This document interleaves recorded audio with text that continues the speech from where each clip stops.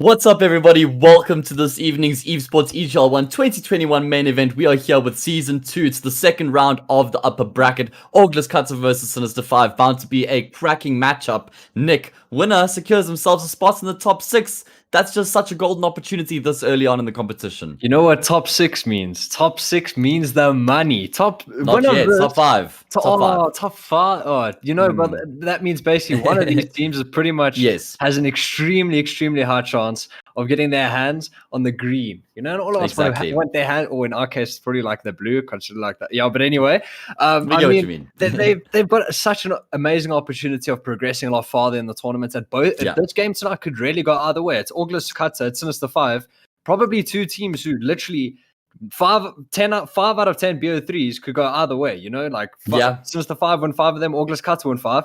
Today it could genuinely go either way.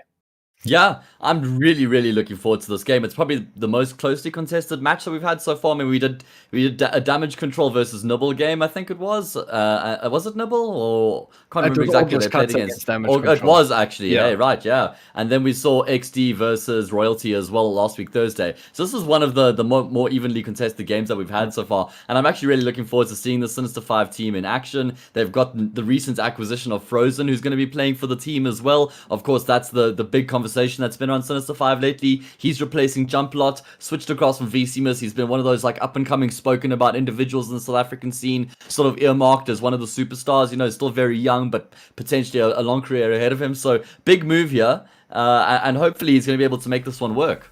Yeah, I agree with you. I think Adam was casting one of VCmus's games not so long ago, and he said when you looked at that VCmus team, Frozen was the player that jumped out, and he really looked like the player who was far better than his 4 teammates. No disrespect to them, but he was definitely the star player that jumped out jumped out of the page as being that sort of name who could make a mainstay in a top 5, top 6 team in the country, which is where Sinister 5 resided in that same moment. Same thing with Orgless Katte. Then the same sort of conversation, top 5, top 6, around that sort of conversation. New acquisition of Awesome, who we spoke about in leaps and bounds last cast. The firepower that this man has is genuinely phenomenal. We saw him actually perform with the Sinister 5 team in a Game Doc tournament not too long ago. So Awesome is meeting some old foes. Frozen is in amongst the giants once more, and it's definitely a storyline that could go on for ages, and definitely a match, a best of 3, which could go either way, but 3 maps is definitely going to be on the cards. Yeah, speaking about maps, we've got Vertigo up first, which was picked by Sinister 5. Then after that, we go to Mirage, obviously picked by Orgless Katte, and then Inferno is going to be the decider. So definitely looking forward to this series. I completely agree with you. There'd be no surprise at all if we went the distance and played all 3 maps. I think that Vertigos might actually favor Sinister 5 quite a bit. I mean, I don't think I've seen too much out of this Orgless Katte team on Vertigo. Normally when we do see them, it's because the map's been picked against them. I don't think they've ever been picking this map in their series. On the flip side though, Sinister 5, I think they're going to be a solid team on this map, Nick. I think they're going to be pretty good. They've got the firepower, they've got the structure as well to complement that. I know Chappie's always liked this map as well, and of course he's calling the shots in this team, so he's going to be feeling very comfortable from a calling perspective here on Vertigo as well. And then heading into Mirage, I think that Orgless Katte are the favorites. So we've got a very nice, evenly set series this evening. Yeah, definitely. I agree with you. I think I wouldn't be surprised if both teams take their map choice. I think Sinister 5 are probably favorites.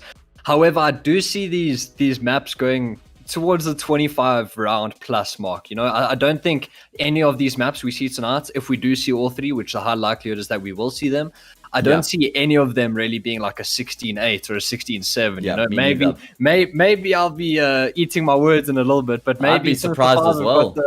Maybe they've got the books. Maybe they've been keeping an eye on keeping their tabs on Orgless Katte. Obviously, Frozen is going to be the wild card on the Sinister 5 team. New in the roster, how's he going to play? How's he going to perform? He's been the star player of his previous teams, but now he's with some other really good players, like Lately, who's probably the other player who's going to be doing the heavy hitting. So how is Frozen going to go away from the sort of star player role, dropping 30 kills a game? How's he going to fall away from that, and how's he going to perform against a really, really good team? Well, I mean, I think ideally he doesn't really fall away from that star player role. I think ideally he continues to fulfill that role for his team. I mean, actually coming into the Sinister 5 team, Nick, I kind of felt like they might have been lacking a star player once the original team was announced. Like, they had a lot of solid players and a lot of solid parts, but nobody was like this all-in, out-and-out star player. Now I think actually Frozen sort of is going to be filling that void for them. So I'm keen to see how this is going to be playing out. We're going into this, we're already testing the pause function of the server tonight, and it looks like everything is set. We're going to be kicking things off. So, pistol round here. Nick, one thing I do want to say is we have a lot of young talents on the server tonight. We've spoken at length about Frozen already. We also have Zox and we have Falls on the opposite side who are both 16 years as well. So this is the future of South African Counter-Strike that we're seeing right now on display this evening. They're very talented individuals, and let's see who's going to be coming away with the win this evening. Yeah, definitely. I think we probably got the brightest talent in the server right now. I think the only exception would probably be EXE, who's probably another standout star young player who has insane frag power,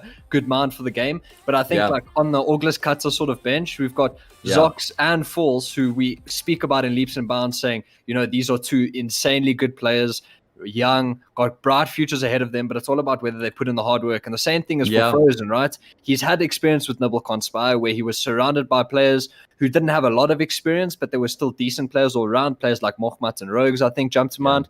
Rogues has got a lot more experience in that sort of department, but he hasn't been a part of a super star-studded roster. And again, the Sinister 5 is not really quote-unquote star-studded.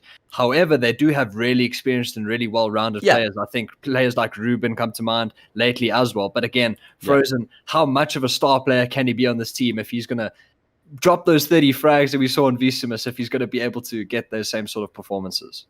Yeah. I mean, something else you mentioned there, while we got to pause here. EXE, one of the super, you know, bright and up-and-coming stars. The guy finds himself without a team right now, Nick. I mean, he left Royalty recently. It's just so crazy, guys. Like, if there's any orgs out there that are looking for a young and upping player, you know, like, hit EXE up in the DMs, right? I mean, okay, cheeky banter for the night done. Gonna move on to the next one now. Just got a pause here to figure things out. We'll be kicking things off soon, guys. Shot for joining us tonight. This is the Evesports EGL 1 Season 2, and we're in the second round of the upper bracket. Nick, we've seen some great games so far. As we said earlier, we saw Damage Control versus this Orgless Katte team, and Orgless Katte weren't very refined, right? They looked a little bit messy, a couple mistakes being made. The raw skill was enough to get them across the line, as we anticipated was going to be enough the entire time, but Damage Control made them work a little bit, but it was fairly easy coasting. Coming up against Sinister 5, I think they're going to be punished a little bit more for those mistakes, and probably going to have to be a slightly more cleaner in this game. Yeah, I agree. I think no disrespect to Damage Control once again, but they're not really that sort of team who, if you go down in a 4v5 situation, if you're in Orgless Katte's camp right now, if you go down, you lose that opening duel. Damage Control, they don't really have the same sort of grip on the round that Sinister 5 will. I think overall Sinister 5 are probably just that one step on top of them. They'll make sure they don't commit those mistakes to allow Orgless Katte an avenue back into the round. And it's going to be interesting to see, because we see Orgless Katte, we speak about their firepower, and that's sort of the thing they seem to fall back on when things go wrong in the early round, and then when the mid round comes, you'll see the players taking the duels and see how things go. But I mean, it will be super interesting to see what sort of player takes the mantle from Orgless Katte. Is it going to be Destroyed? Is it going to be Falls? Is it going to be Awesome? You never know who's going to be on the top of the scoreboard. But only time will tell. Yeah, I think ideally all of them are chipping in and plugging away, right? And then you got P&D in the background there, who's sort of rallying them all together as the IGL. So we are unpaused. We are underway here. Finally, first map of the evening. Kicking off, it's Vertigo Sinister 5's pick.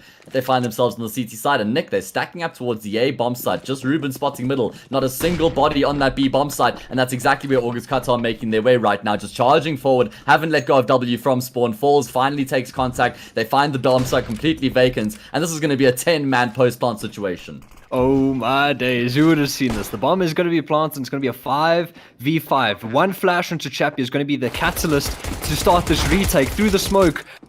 Bullets are peppered, and lately it's going to be the first to take down Zox. The first kill of the series is going to go Sinister 5's way, but is the first round going to go theirs? It's going to be a 5v4, bomb planted, 5 players still going to be questioning this B site. Bomb's about halfway gone. Ruben's going to open things up. Awesome's going to take down Ruben, but it's 2v4 now. Yeah. For Orgless Katte. kit on Chappie as well, so they've got plenty of time to work with. He's already sticking the defuse. Falls is pushed up, a player finds a kill, but that defuse is going to be coming through imminently, and there we go. Sinister 5 with the cool, calm, and composed retake there, Nick. Props to them there as well. I mean, I guess that was the game plan, the entire situation, because they committed 4 players to A. They knew if they go B, everybody knew what the protocol was and knew what the plan. They didn't just wildly start swinging into the bomb site and looking for frags. So, nicely weighted round there from Sinister 5. Yeah, definitely. I think the Sinister 5 players knew that the worst thing they could do is give up their life before that bomb had been planted. And that's exactly what they didn't do. And things just went well for them. So Orgless Katte found themselves a round down, and they forced right back into it. A Galil on 4 of these players, Destroyed being the only one on the SMG. It does look like they're all grouping towards A. So there's going to be this side of the map under question where the new blood is for Frozen. I have a question. 5. Yeah. Quick guess. Cover the score. Who won the pistol round? Just looking at the buys. Orgless Katte. I mean, right? 4 Galils and a Mac 10 against 4 SMGs and a FAMAS. 4 rifles, 1 SMG, 4 SMGs, 1 rifle. It's laughable. I mean, util is the main differential factor here. But anyway, rant over. I mean, we should all be used to this by now, I suppose. Orgless Katte starting to congregate around this A bomb site. All 5 players here, as you mentioned, just biding their time as they start setting up. Seems like Sinister 5 are starting to smell the rats as well. 3 smokes already used. Smoke. Just keep in mind, 3 smokes already used. They smoked deep ramp, they re-smoked it, they've just done the phase smoke. That's 3 smokes already used in the A site, and Orgless Katte know this. So if you're Sinister 5, you have no response besides a molly on Chappie. There goes the other smoke, by the way, over at the B-bomb site. They've gotten smoke Morani, but it's Frozen who opens up the account in the round for Sinister 5. The responses have come through as well. Frozen stands tall towards Skinny with the triple kill. Shia chimes in with one of his own, and that's the round over. As soon as Orgless Katte take contact, they just completely unravel. And that should be round over, and it is. Frozen completes it with the quad kill, and he gets a healthy amount of money from that as well. $1,900 if... no, $2,100 actually. 3 kills with the SMG, 1 with the rifle. And that's going to be setting up in some good stead economically speaking. Yeah, definitely. We were speaking about the SMGs and the fact that... it was rough out there in the streets for the guys with the SMGs, but I mean, things just going their way for Sinister 5 in that round. 3 frags with the SMG found, and the 4th Frozen as well. Sick round coming out from him, but it is going to be just pistols coming out from Orgless Katte. They're going to push the issue on the A site, but it should just be easy pickings for Sinister 5. I say that. Carlo. I say that. Clean entry with the Tech 9. Frozen answers back with 2 quick kills of his own, and now they're going to look to just mop up. Now that eager anti-eco mentality just kicks in. Hey, once it's the 4v2 and you know that they're low, you're just going to hunt them down to pad the stats. So Sinister 5 go up 3-0 here. Nick, I wonder how much stock Orgless Katte are going to be putting into this map, considering that this is Sinister 5's pick and a map that Orgless Katte don't play too much. I mean, they've kept things very simple so far, right? They haven't been trying anything extravagant. Early days yet, but I suppose that's probably going to be the theme of the T side here for Orgless Katte. Yeah, definitely. I think Orgless Katte have got a decent grapple, considering how we saw that first, that anti-eco go for them in the second round. What they did is they just waited out the ramp, beautiful, contacted up, and if Sinister 5 carry on making those mistakes, constantly cycling smokes down ramp, Orgless Katte can just take advantage of that. But then Sinister 5, can they adapt? Can they maybe double nade sandbags on a good timing, get some good damage done, a late ramp peak for some info? You know, you don't always have to rotate the smokes towards the bottom of ramp. That's sort of like Vertigo of 2018, you know, so that's not a very sick way to play it. But I mean, if Orgless Katte's mistakes, I mean, if Sinister 5's mistakes aren't being punished upon by Orgless Katte, then of course everything is going to be A and away for Sinister 5. They found themselves 3 rounds of the good. The AWP is on Frozen, which is something to keep in mind. Falls has enough money to buy an AWP. He will have no armor, but it will be interesting to see what happens. But it's going to be the first buy round, and we'll see who takes this one and how confidently one of the teams does. Yeah, good opportunity actually, Nick, for Sinister 5 to make a statement here. I mean, it's a bit of a bonus round for them, so if they can win this, that's going to set them up so nicely going into the rest of this half. And if Orgless Katte can't win this with the AK spread and util that they've got, that's going to be probably leaving them scratching their head a bit early on here. Like I said, though, I don't know how much stock they're going to be putting into Vertigo. Yeah, it will be interesting to see, considering both these teams are really new. Like, it seems to be the sort of the theme of every game. Every game comes in, we're like, oh yeah, you know, these are new teams. The only exceptions to that was Damage Control. They were like the only not new team. Yeah. But like Yeah. Sinister 5, they've just picked up Frozen for Jump a lot. And it's a new player, it's a new star player. How they're going to play around him is going to be the question. For Orgless Katte, they've been around for a lot longer than Sinister 5 are in terms of length of time that they've had a full 5 together. So Orgless Katte will probably be more in tune with one another than Sinister 5 will be. But I mean, that doesn't really matter if you're just aiming to your opponent's heads and just getting those opening frags. If you're Sinister 5, that's going to be what they're aiming to do. But I think in terms of the firepower department, Orgless Katte have definitely got them beat out and that sort of thing. But what does firepower get you all the way through to Vertigo? That's a different question all in itself. Well, speaking of firepower, Nick, Frozen has more than double all of Orgless Katte's kills combined already. He's 7 for 0 in the first 3 rounds. So, I mean, that could be the firepower that you're looking for. I know it's early, and he farmed up most of his kills, you know, in his defense in that anti-force buy in the second round. He got the quad kill. So, it's not like he's just been farming anti-ecos and easy kills in the pistol round. But early days. He's got the AWP as well, which I think is a really important piece of the puzzle here for Sinister 5, especially considering it's a bit of a mixed buy outside of that. You know, 2 Galils, a FAMAS, an MP9. It's not really what they would have chosen going into an ideal buy round, but it's enough to make something happen with. Yeah, definitely. It's definitely something that they can work around and see how Frozen chooses to activate himself with the AWP. And we'll see where he chooses to go. I think he's gone over towards Crane on A, and lately he's ready for the first fall. Falls has taken down Sheer. So when we were talking about how Frozen's going to activate himself with the AWP, he hasn't even shot a bullet so far this round. Yeah. And he already finds 2 of his teammates in the grave. So now Orgless Katte, we spoke about that we're in these sort of positions against Damage Control. They sort of threw them away because they just did have half-heartedly sort of peaks and not playing together. They seem to throw away the round. Sinister 5 are definitely going to punish you if you choose to make those sort of mistakes. So now Orgless Katte, they've already had someone clear out the B site. So if you're Orgless Katte, you've got to get out, go plant the bomb on B. They do have this push towards ladder room, so he could catch them in transitional. Oh, this time is going to be so awkward. Falls. He doesn't have any. He does have an idea. Falls. But never expects the second. He's still going to be able to get across alive, though.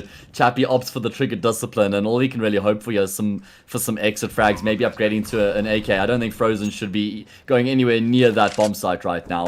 Oh. And Falls is going to decapitate Chappie. So, I mean, Nick... Orgless Katte have taken 1 point of damage in this round. They found 4 frags and a bomb plant. Round over. That's as clean and as good as it gets for your first full gun round. Yeah, definitely. And I think we speak about Vertigo, and pretty much the main idea of Vertigo is just A ramp control. If you get A ramp control, you can group up with 4, maybe 5, exit A side with the 2 smokes on the other side, maybe tap the bomb, wait for the grenades in response, all stuff like that. Frozen's just going to be saving us AWP, so there shouldn't really be much to harp on about, but it will be interesting to see how Sinister 5 dump their util, because that isn't really a very effective way of playing this map. You can't just dump all your util in the ramp, because what Orgless Katte did last round, they got the early kills through smokes, then they just contacted up the ramp, as if Sinister 5 didn't throw a util in the first place.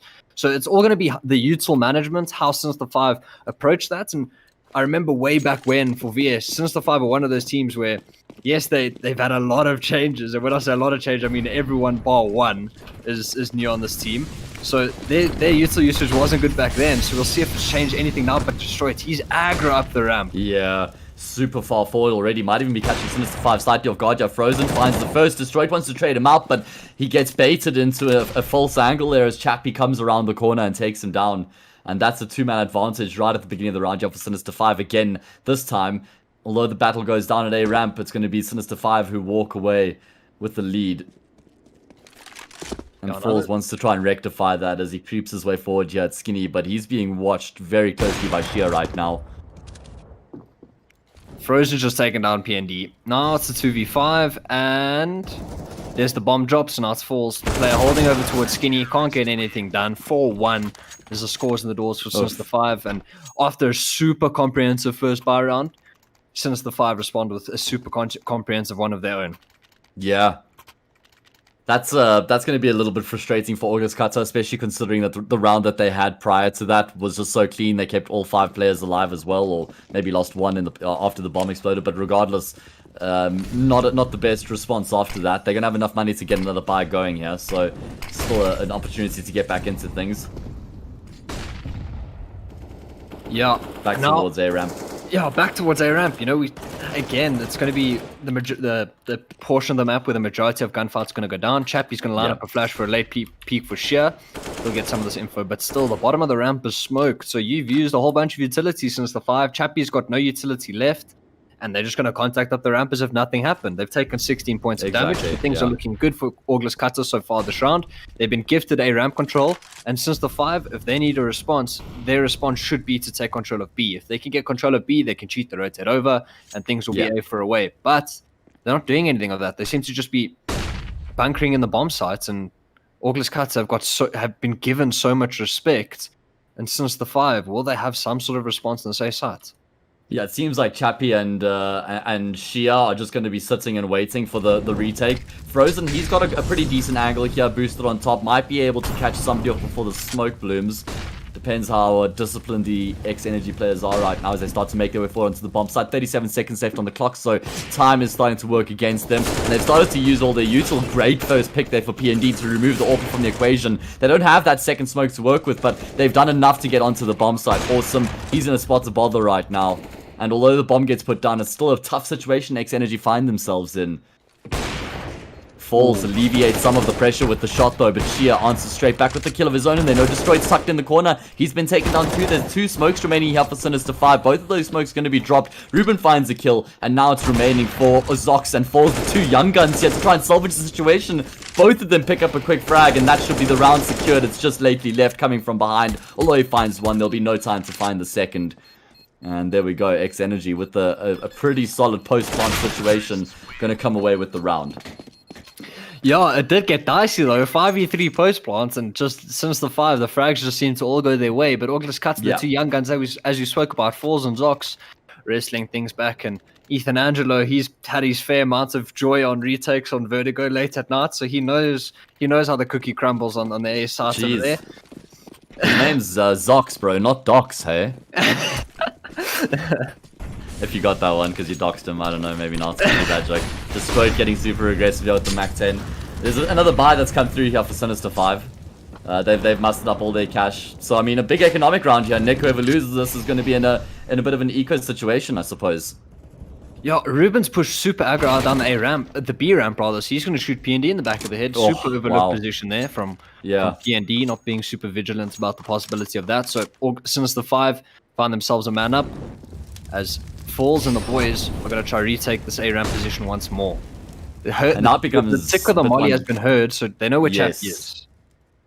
And you can see they're trying to set the flash up for that. Destroyed with the Mac 10 is going to be taking contact first. He hasn't spotted him in the corner, Nick. Oh no! He gets the tunnel vision onto Frozen. He ends up losing his life, and now it's a 2 versus 4. Falls. He just misses the timing on the player who's flanking behind them as well. He's still going to be able to find the pick, but he's lost his teammate in the process. And although there's some time to work with, this is still a very tough situation. Although he's making some moves right now, he knows where Lately is. He should also have an idea that Ruben's on the opposite side of the map, because that's where his teammate fell to him, and he is considering the flank. Timing. But again, that's the second time in this round that Falls has been unfortunately caught off guard by the timing, and he's going to be losing his life to Ruben as well. So, rounds being traded back and forth here, Nick.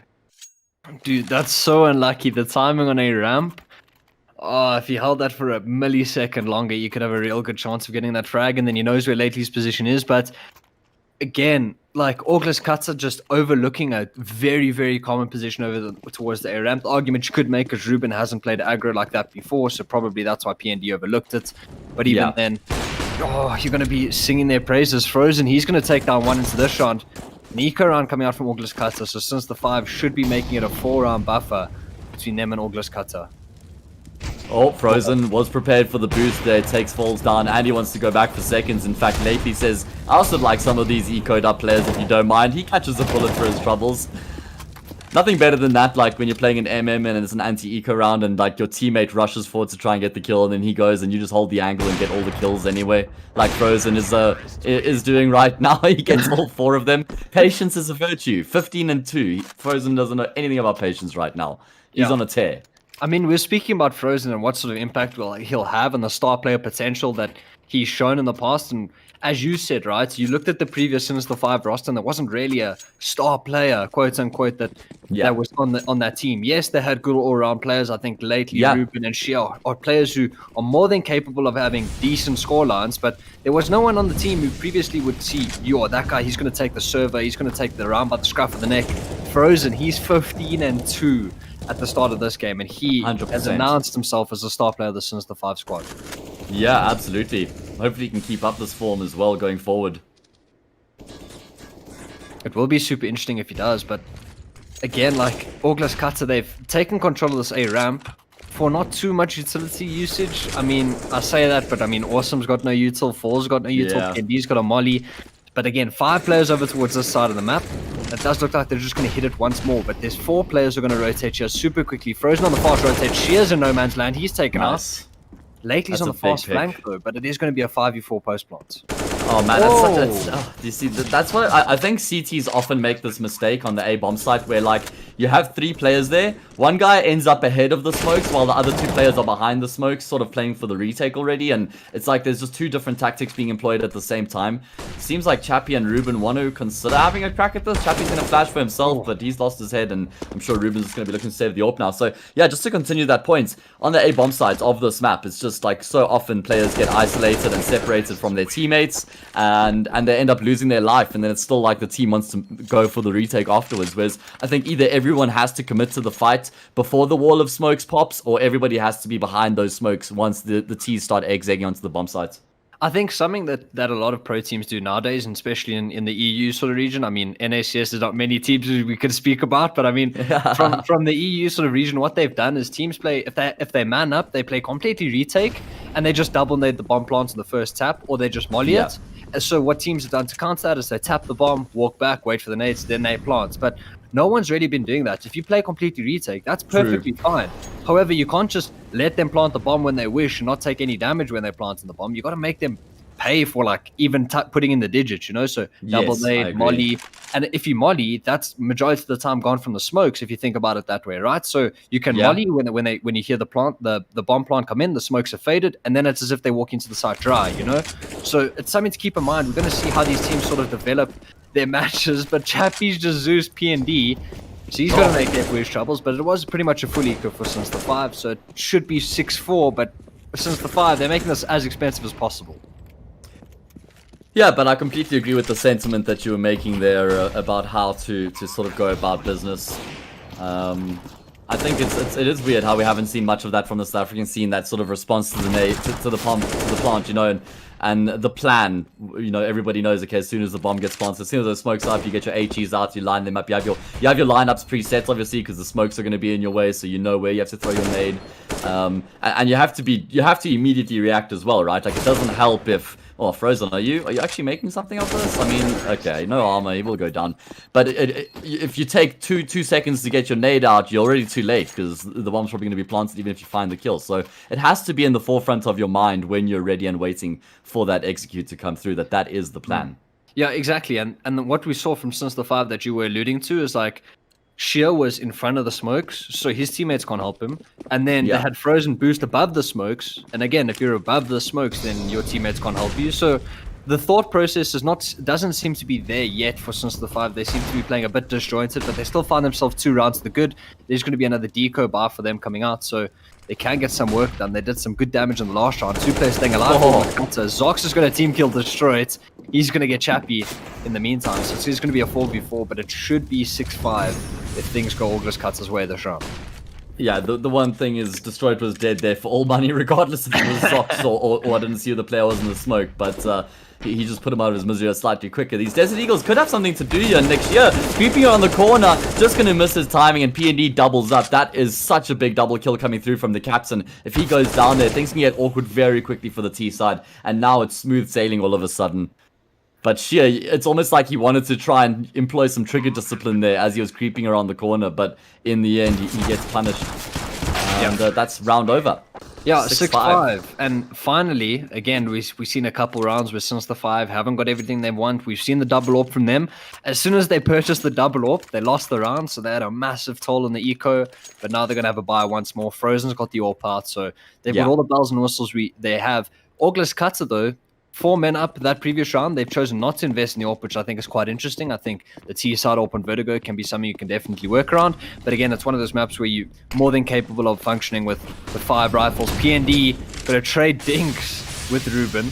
So early damage going to go in Orgless Katte's favor. But again, it's the A ramp under control once more. The question is, who's going to come out on top? And it's Orgless Katte once more. Yeah, with the big one. Oh man, he nearly lines 3 of them up. But still, the fact that he finds 2 kills is a round-changing situation, because all of a sudden this retake could be considered.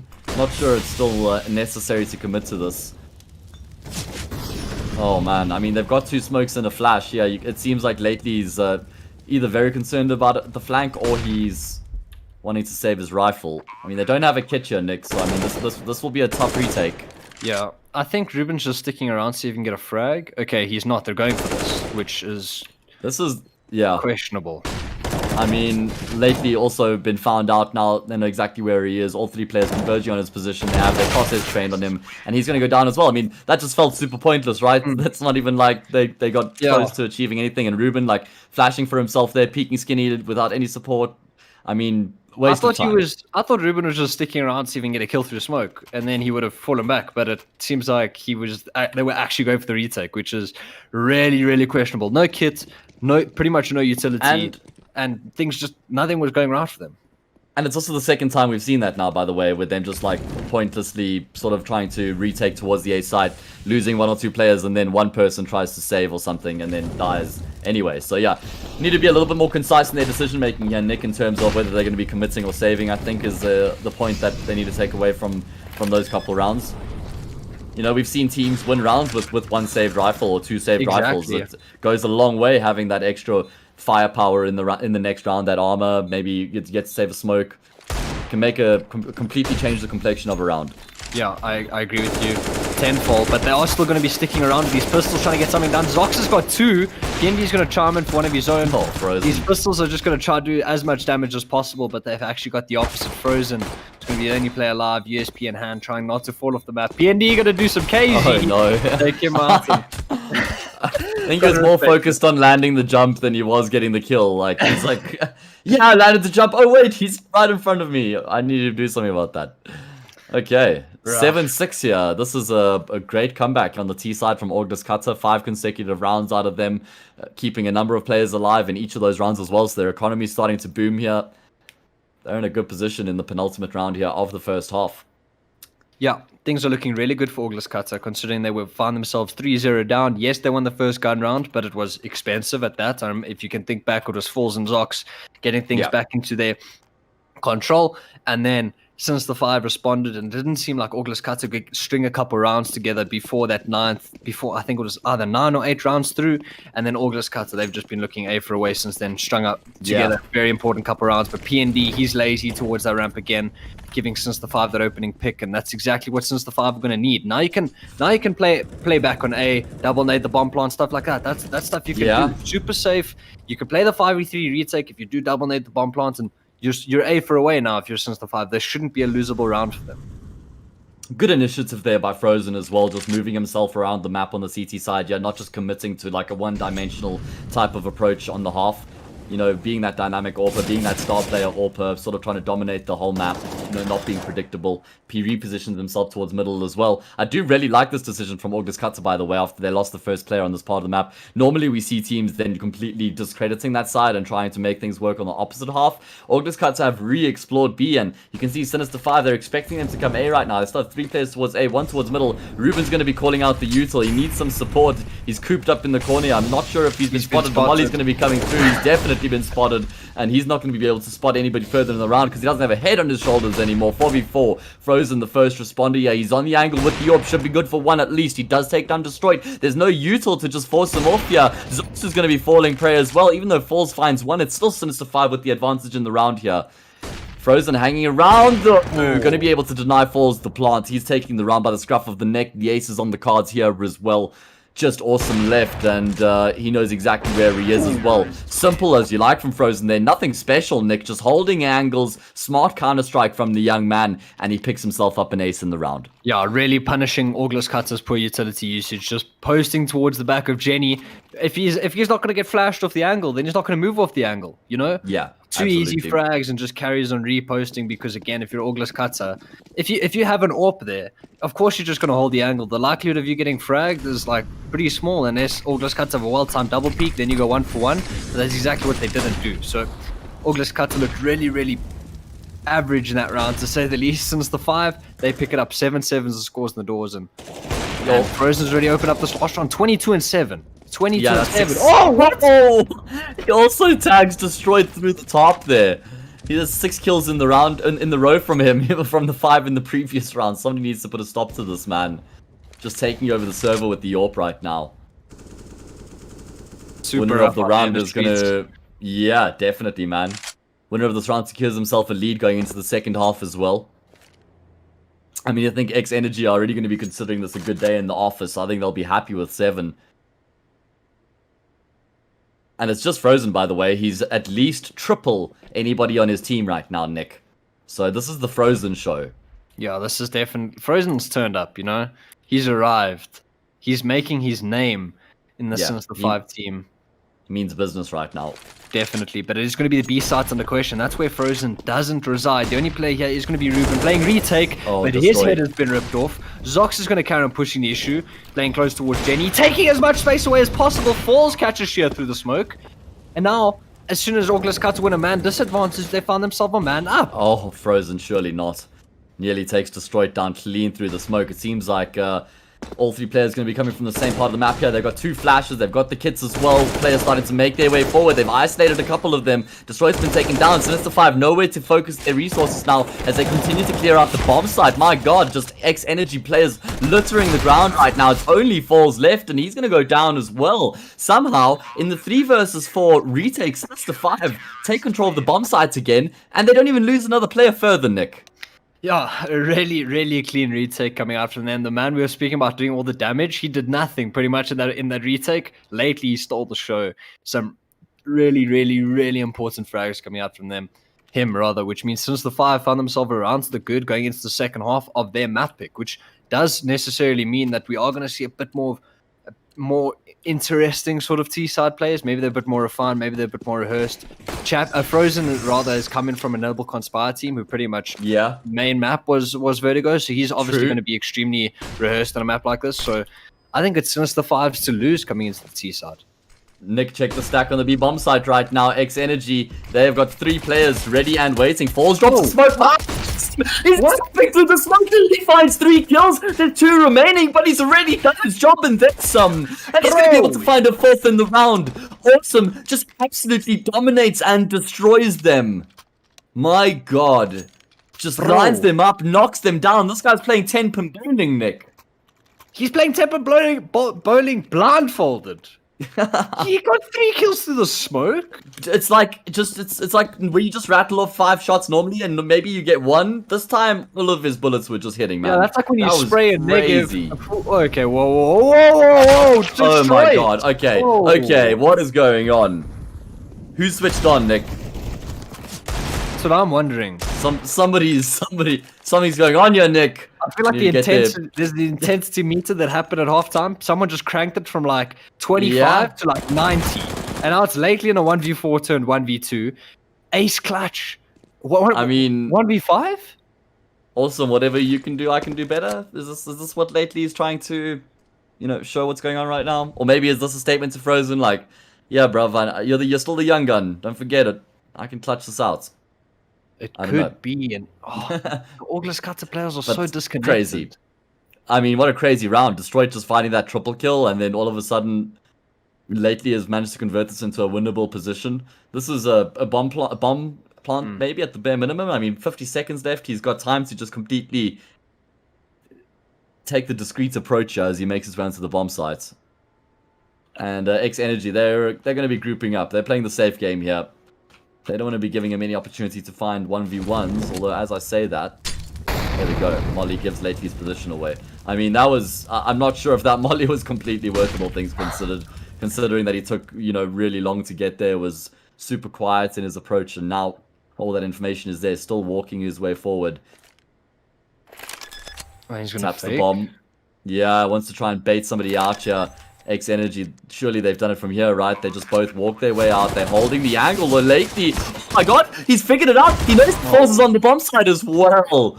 Man, there's going to be a massive sigh of relief being breathed in the Orgless Katte camp right now, Nick. That was a 1 versus 5 that turned into a 1 versus 1. And I'm sure Falls was sweating in that situation.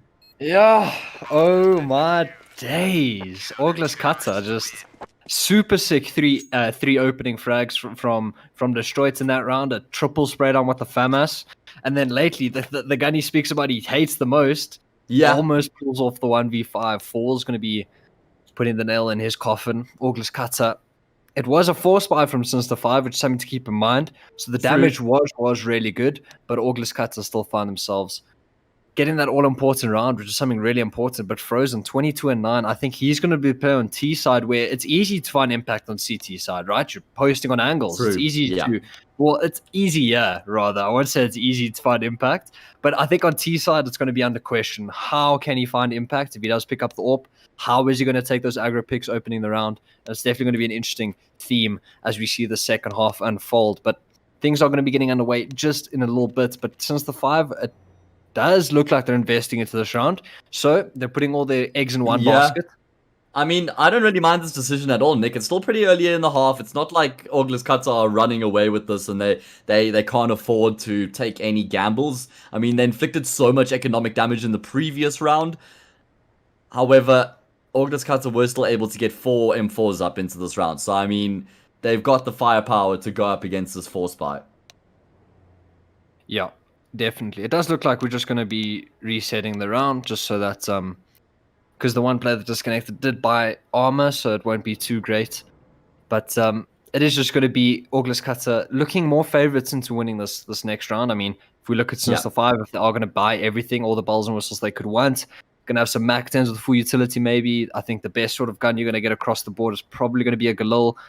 But definitely stuff in which you can do some damage. Oh, no. Oh, no. Reset the wrong round. Oh no.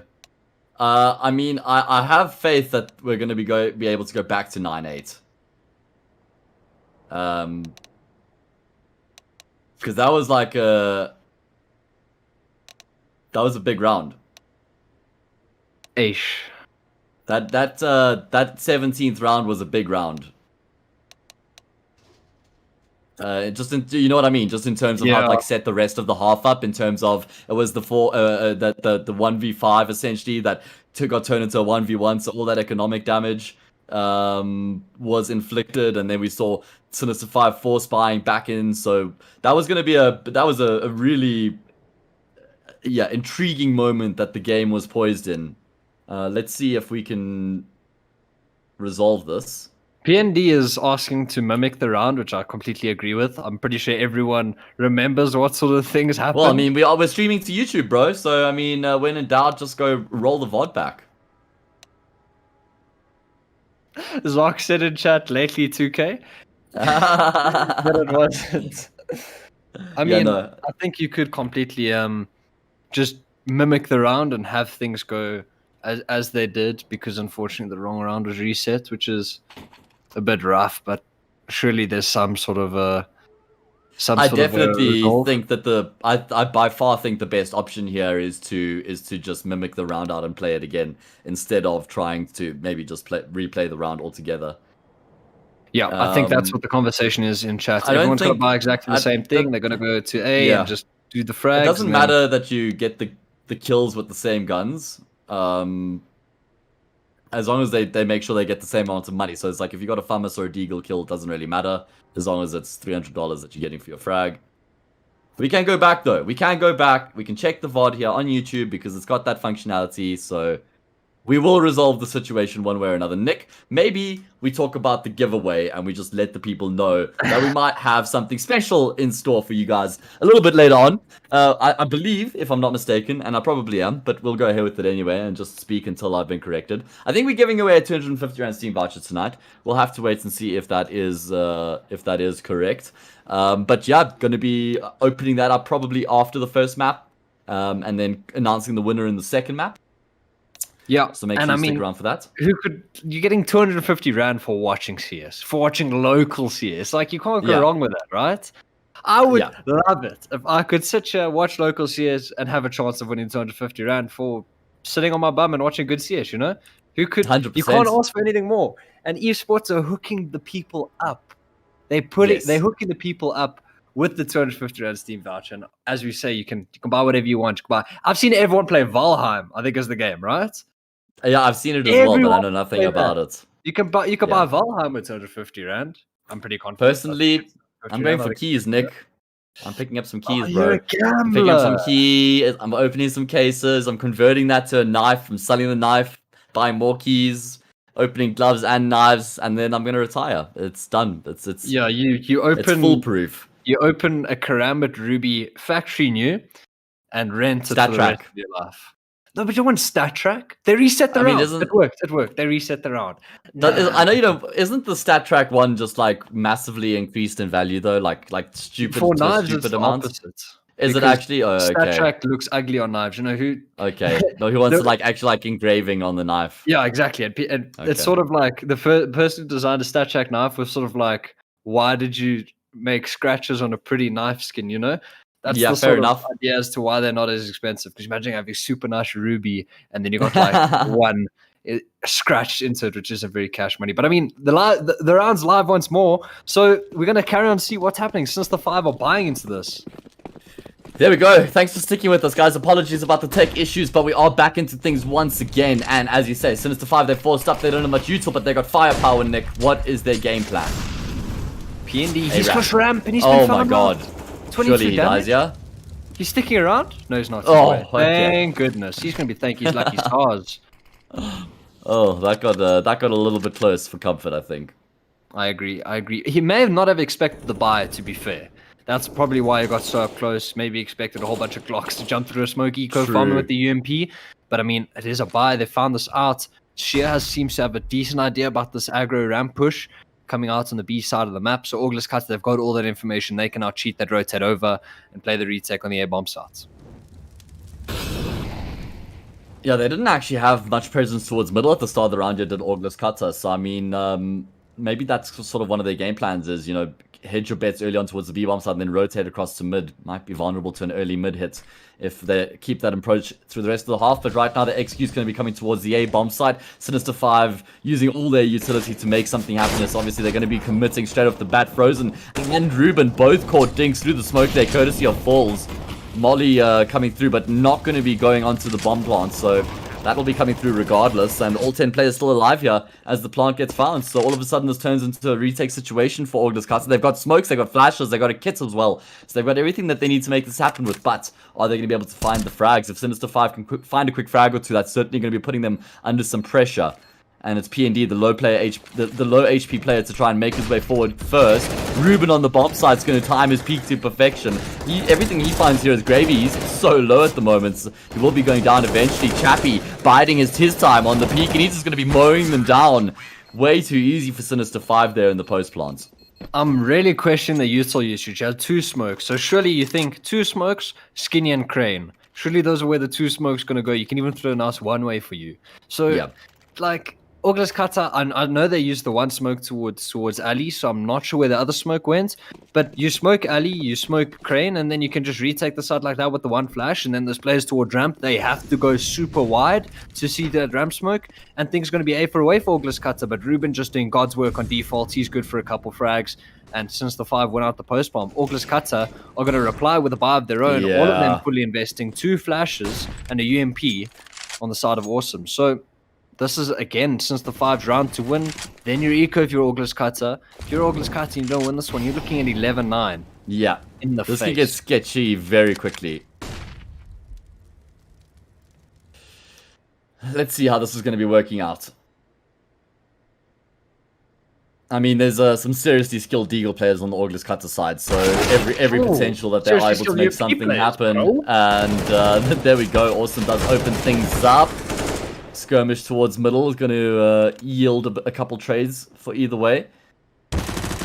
And Awesome able to find another. Jeez, has he managed to like channel a 2018 UMP or something? Is that what's going on here? PND puts his Desert Eagle to good use, and now it's just lately left in the 1v3. He was nearly the hero in the 1v5, but he's not going to be checking Awesome in the corner. 3 headshots for him in the round with the UMP, an easy $1,800, and the Force was the correct option all along, Nick.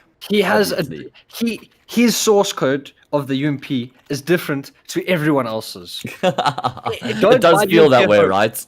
Don't buy UMP. You may have seen. It's like when someone gets a sick round with a P2K, and then you're like, oh yeah, let me use P2K. P2K is horrible gun. Do not use P2K. The same way, don't use UMP. It's horrible. I don't know how Awesome finds frags with it. Yeah, I mean, if you have the MP9 available to you and you're picking the UMP up, then yeah, I seriously question your life choices and decisions. So I agree with you, but he makes it look good. Sinister 5, they're going to be forcing straight back into it, Nick. So we've got a standoff going on right now. Who's going to be the first to flinch? It is going to be interesting. Couple smokes on Sinister 5, 3 of them to be exact. So if you're thinking, what can you do with those sort of smokes? You can smoke both sides of Jenny on B. You can smoke both sides of the sites on A. You can make some sort of headway towards either of these bomb sites, or you can double pump, maybe smoke one site and then smoke one side of the site on A, then throw both the smokes at the same time. All of the things are going to be going through the EGL of Sinister 5's mind, but Orgless Katte are going to choose to late peek this A ramp for some info. Paul's going to get one. Lately going to get the trade, but PND is going to re-aggro Skinny and get a frag of his own. That's one of the smokes dropped on the floor, and a man advantage going to go Orgless Katte's way. Yeah, and with 45 seconds left on the clock here, Sinister 5 don't really have any choice but to commit to the same bomb site. And they're actually going to be able to find the opener. Ruben doing a great job with the Galil. They know that PND is towards Skinny as well. He's going to try to force the issue, but he's been spotted out now. Splash is good, but Sheer just blinded up, sprays him down, and Destroyed also takes a chunk of damage through the smoke. How on earth are Sinister 5 on the verge of converging this into a win? Destroyed with a massive pick there onto Sheer to keep his team in this round. It's himself and Awesome in this 2 versus 2. Smokes go down. There's a kit on Awesome as well. It's got the AK. The smokes missed the mark, Nick. It's not on the bomb. And Sinister 5 starting to get antsy. The bomb hasn't even been tapped, and both of the players are starting to make some moves here. Ruben, who was brought down so low, so early on in the round, is the only player left, and he's going to be finding the shot onto Awesome to win the round out for his team. Big triple kill from him in the round. Yeah, real bad comms there from Orgless Katte. I think Destroyed went way too wide there, and I don't think Awesome was anywhere in terms of the spacing to get that sort of a trade, and that was just poor 1vx played out from Orgless Katte. And of course, if there's any player on the Sinister 5 team, bar Frozen, it's going to be Ruben, the man with the biggest brain on their side, arguably. He's going to be the guy making you pay. So Orgless Katte, in all honesty, gifted that round to Sinister 5. Now they're on full USPs. The next buy round is going to be a good one even at that. They've got 1 round of loss bonus, so things aren't going to be looking too great for Orgless Katte coming late into this game. 10-10, the scores and the doors. We're getting into the juicy part of this game where we could see both these teams claim their way into this latter rounds of this Vertigo matchup. But Chappie's going to take down Zox. It's going to be a full USP round, so there shouldn't be a way Orgless Katte win this one. I hope not. I mean, this should be Sinister 5 getting the lead back in their favor here on Vertigo. And they're going to have economy behind them. They're going to have some momentum, some confidence here. Starting to sink their teeth into this T side as well. Building themselves a bit of a platform. Everybody's getting into the swing of things here in the second half. And it's going to have to be another save for Orgless Katte. So this should be a 12-10 lead going into the 23rd round. Yeah, double eco. They chose not to invest into the previous. They've chosen to invest with a couple more upgraded toys into this one. The Eagle Zone over on the 4 of the players. Falls is going to be the only one of the USP. Obviously, sometimes when you're the AWPer, you sort of got to bite the bullet on these eco rounds, but Sheer's going to rip Destroyed's head off over towards middle. Zox is going to re-inquire. A dink with the Deagle. That's not very sick. Nice. Lacquer. Yeah. Yeah. Lacquer. Yeah, no Lacquer. Most South African cast we've ever had in ever. Where do X Energy go from here into the next gun round? Because obviously they don't have much to work with in this round right here. I mean, do you think they should be maybe looking to contest ramp a little bit more? Maybe trying to make some more plays to get map control a bit earlier on to get that information? What's going to be the key going into the next round? I think Orgless Katte have played the early round pretty well. I think they found themselves in a good couple of 5v4s. Oh my days. Awesome's got 2. I'm just wondering if he gets another and then we're going to be screaming because you get some sick deagle frags. But I think Orgless Katte have played the early round pretty well. They've got the opening frags. They haven't spent too much utility on ramp. But then I think it comes when they're in the 5v4s and they just don't have enough utility when they've had the bars that they've had. When they want to play retake A, they know they can't afford that luxury because they don't have the utility to do so. Because they don't have nades, they don't have mollies, they only have a couple of smokes. Lately and sheer towering there to ensure the trade. Yeah, good decision. If you're Orgless Katte, I don't think there's anything you're doing wrong per se in the early round. I think it comes to the mid round where you just don't have utility. But now they're going to have that luxury. So now is going to be the sort of round where they can play the early round that they have been, getting the opening frag and then playing retake. Super safe, super effective, putting all the pressure on Sinister 5 when you're in those 4v5 situations. Sinister 5 understand they have to make plays, and that is when you can punish them. So question is, can Orgless Katte have some sort of a comeback into this game? Because they've fallen behind a bit in these previous rounds. Yeah. And this is the round, right, Nick? This is the round where they have to start asserting themselves back in this game. Oh, and Awesome, he might get caught off guard. I don't think he realizes 2 players have gone underneath him completely undetected. Oh, the angle might be catching him off guard. He drops the smoke. He has got a very false sense of security right now, although that's not where the first blood's going to be drawn. No, it's on the opposite side of the map as Lately finds PND, and he's the loiterer right now. He's the lurker all the way by himself here towards A. He's just trying to take some attention. He's going to be catching falls on the cross as well. Lately doing so much work in this round. That's going to be pulling the rotation from Destroyed. And, I mean, this massive round is looking like it's going Sinister 5's way. Unless we can see some more awesome heroics there. I mean, I certainly wouldn't put it past the young man. We've seen what he's capable of in the past. Zox getting aggressive, gets information, and that pick. And that's some vital information, but it's actually some false information as well, Nick. Because look at Sinister 5. They're actually making their way towards A once again. Even Awesome has left the bombs, or rather, Zox has left the bomb side as well. Oh, and he could get caught in... Okay, he's actually going to play complete retake, giving them the bomb site. They know... He knows that if he crosses into that sort of area that he could be under question pretty much anywhere when he's in no man's land, but smokes towards the bomb site. One of them hasn't quite hit the mark, but it is what it is. Zox hiding in the smoke. He's going to make a play. Now the bomb plants, which is going to catch a bit of extra time. 15 seconds left on the clock. Bomb is going to be planted once more. So the play does buy the rotate a bit of extra time. Destroyed's on the flank, so if he can go big...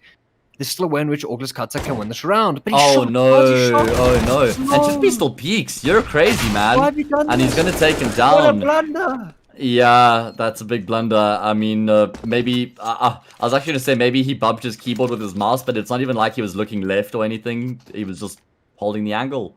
And then he shot. And they could have won. They could have won I mean, it's been a good team performance from Sinister 5 here in the second half. You can see everybody's starting to put up good numbers now, starting to contribute from the fragging perspective. It's not just the Frozen show anymore. And now it's going to be another eco from Orgless Katte. So Sinister 5 putting themselves in a very strong position here on Vertigo. Definitely, definitely. They just need to make sure that this round is going to be as clean as possible. You want as much money in the bank for when things might just not go your way when push comes to shove in the really latter part of the rounds. Ruben's going to take down 2. Destroyed and Awesome. The 2 danger men so far this game, that being Awesome rather. Destroyed's not having too much fun of it, but Awesome has been one of the danger men. PND is going to get 1, but Chappie on this flank is going to get some valuable info. PND doing some damage though. He's taken down 2. Yeah, definitely. They know where Chappie is, so... But he's in CT spawns. He needs to hand that AK across to Mr. Zox.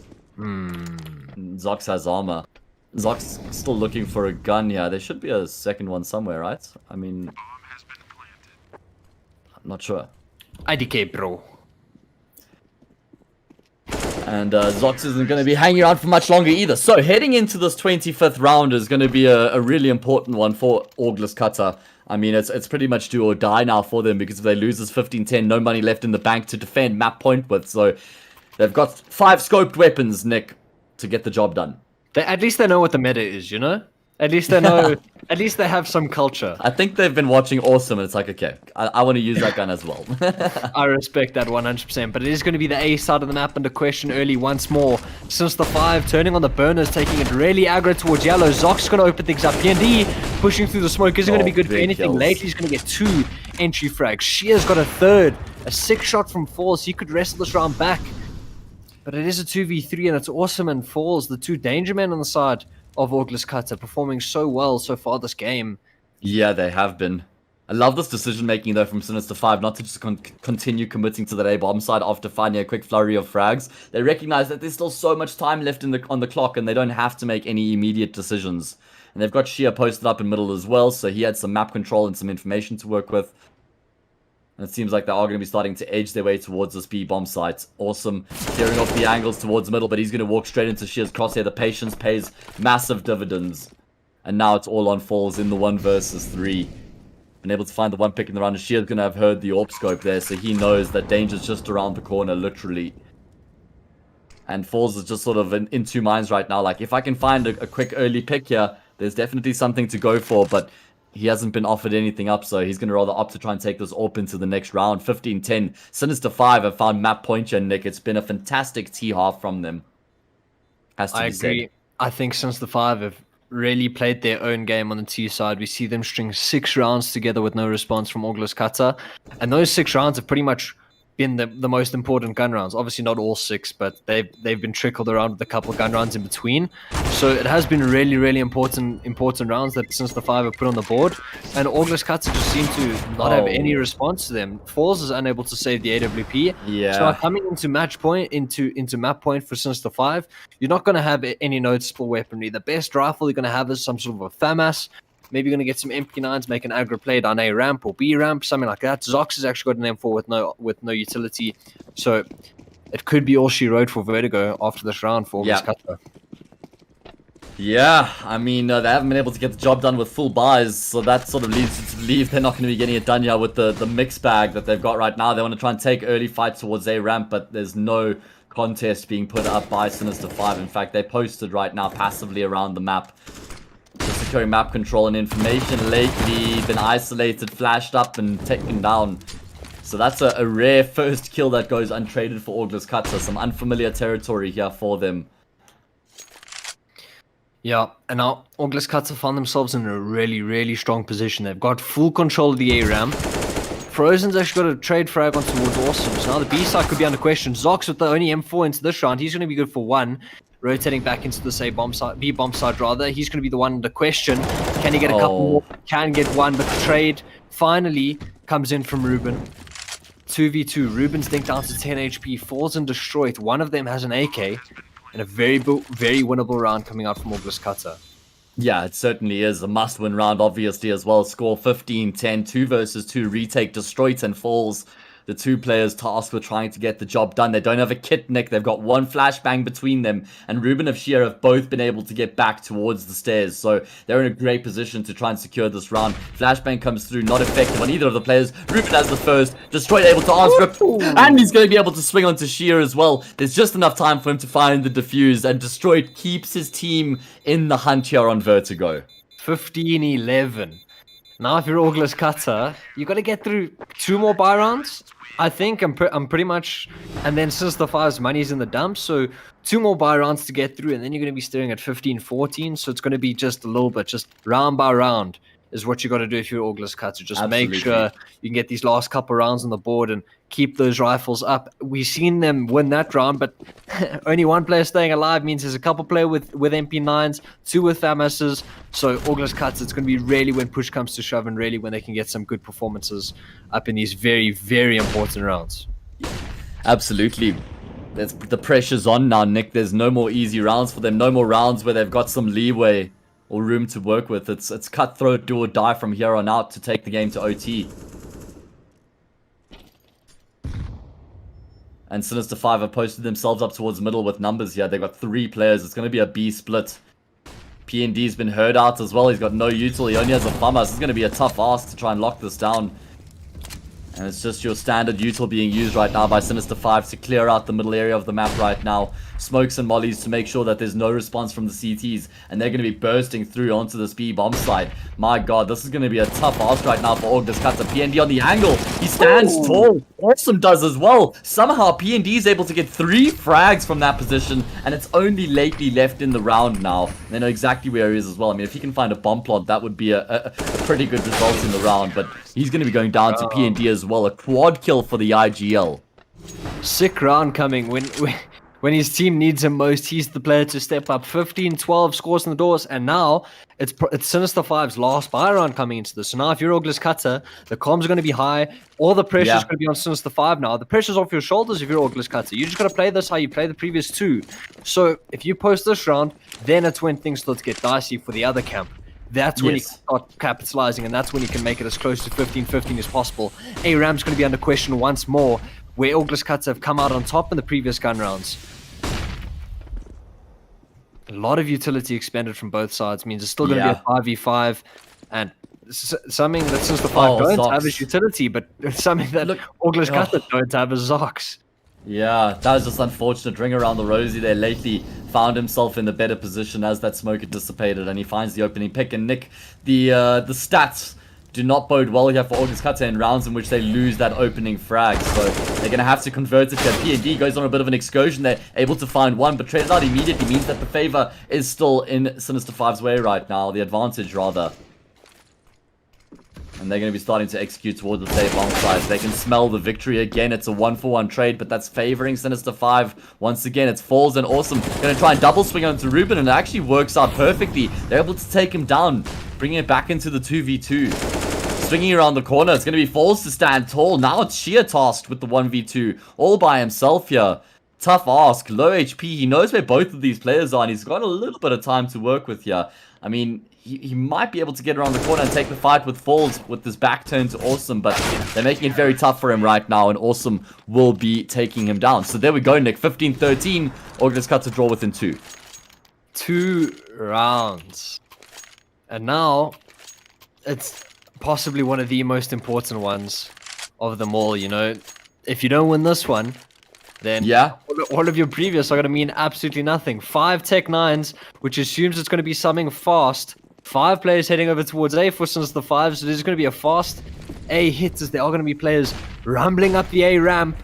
They're going full speed, bruv, all the way, committing to the bomb side. Sheer catches Falls, might be catching Zox as well. No, Zox is able to stand tall. It's just absolute chaos on the same bomb side right now. The CTs are finding the kills, but the Tech 9s continue to run rampant here, absolutely rioting through the streets. They sent Orgless Katte reeling, and now the round is in their favor. And now you're in a 3v2, and you couldn't do this with the guns, but as soon as you got the Tech 9s in hand, Orgless Katte got their backs against the walls, but Destroyed and Ruben, Destroyed's going to take out Ruben rather, now both players towards Skinny. The bomb has been tapped. Oh, no. Smoke. Oh my god, Awesome now left in the clutch. Fairly low HP on both these players, but they're just toying with him right now. Not giving him anything. Chumpy clutch, as you can see beneath the smoke. And he will be finding the round-winning frag for his team. And with that, they win the map as well. Great performance from Sinister 5, but Orgless Katte made that tough for themselves, Nick. I mean, especially in that round there towards the end, just some indecisive decision-making, or some indecision there from them in how they're going to go about that post-plant or that retake. Nobody really knew what the plan was. They couldn't take the fight. Get stuck on the defuse in between 2 mines, and Sinister 5 punished them. The Tech 9, it's the eco as well. That's a tough way to lose a comeback, man. Yeah, that's a tough one to swallow. You know, you've made such a good comeback. You've won very, very important gun rounds, and then it's just the fast play that's going to be the nail in the coffin. 16-13. As we said, we're going to see probably all 2, maybe 3 of these maps go to rounds plus, since the 5 get their map pick Vertigo, and now it's going to be on to Orgless Katte's map pick, and I think it's definitely anyone's game. We saw this one be as close as possible, and now Orgless Katte, they got to respond with something of their own. They got to get their map pick, and then hopefully we'll be on to the 3rd. That's exactly it, Nick. Are we going to be seeing Orgless Katte drop down to the lower bracket at the hands of a 2-0 defeat, or are they going to be fighting back and making it 1-1? Before we take a short break here, let's open up the giveaway, guys. We're going to be doing a 250 Rand Steam voucher. All you have to do is type the keyword EGL1 in chat, no spaces. Make sure you spell out the word EGLONE. We'll be back in a couple minutes with Mirage. Make sure you stick around. And hey, If the CS isn't enough of a reason, maybe you're going to be winning the giveaway. Make sure you stick around for that as well.